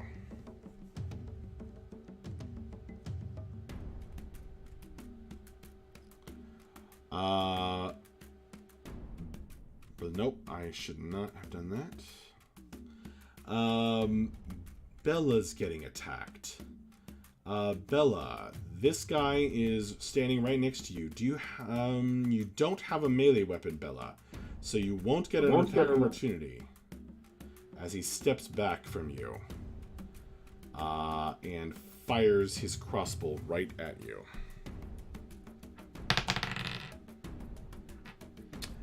He gets a 12 to hit. That will not hit. Okay. Yes, you successfully whispered me, Danielle. Thank you. What did... Well, 12 didn't hit? Nope. Alright, the crossbow bolt flies past your head, striking the wall behind you. Okay. Now over here. This zombie dog turns and tries to bite the bird.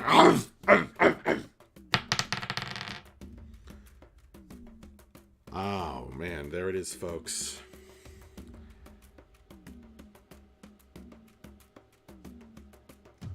A natural 20. Crud. Its teeth sink deep in your leg, so deep that they fall out of its jaw and remain in your leg. Oof. Ew, gross. Dealing 8 points of damage. Rotting teeth damage. This skeleton is going to shoot at Equitus, who has, we'll say, +2 AC for standing behind the sarcophagus. Alrighty.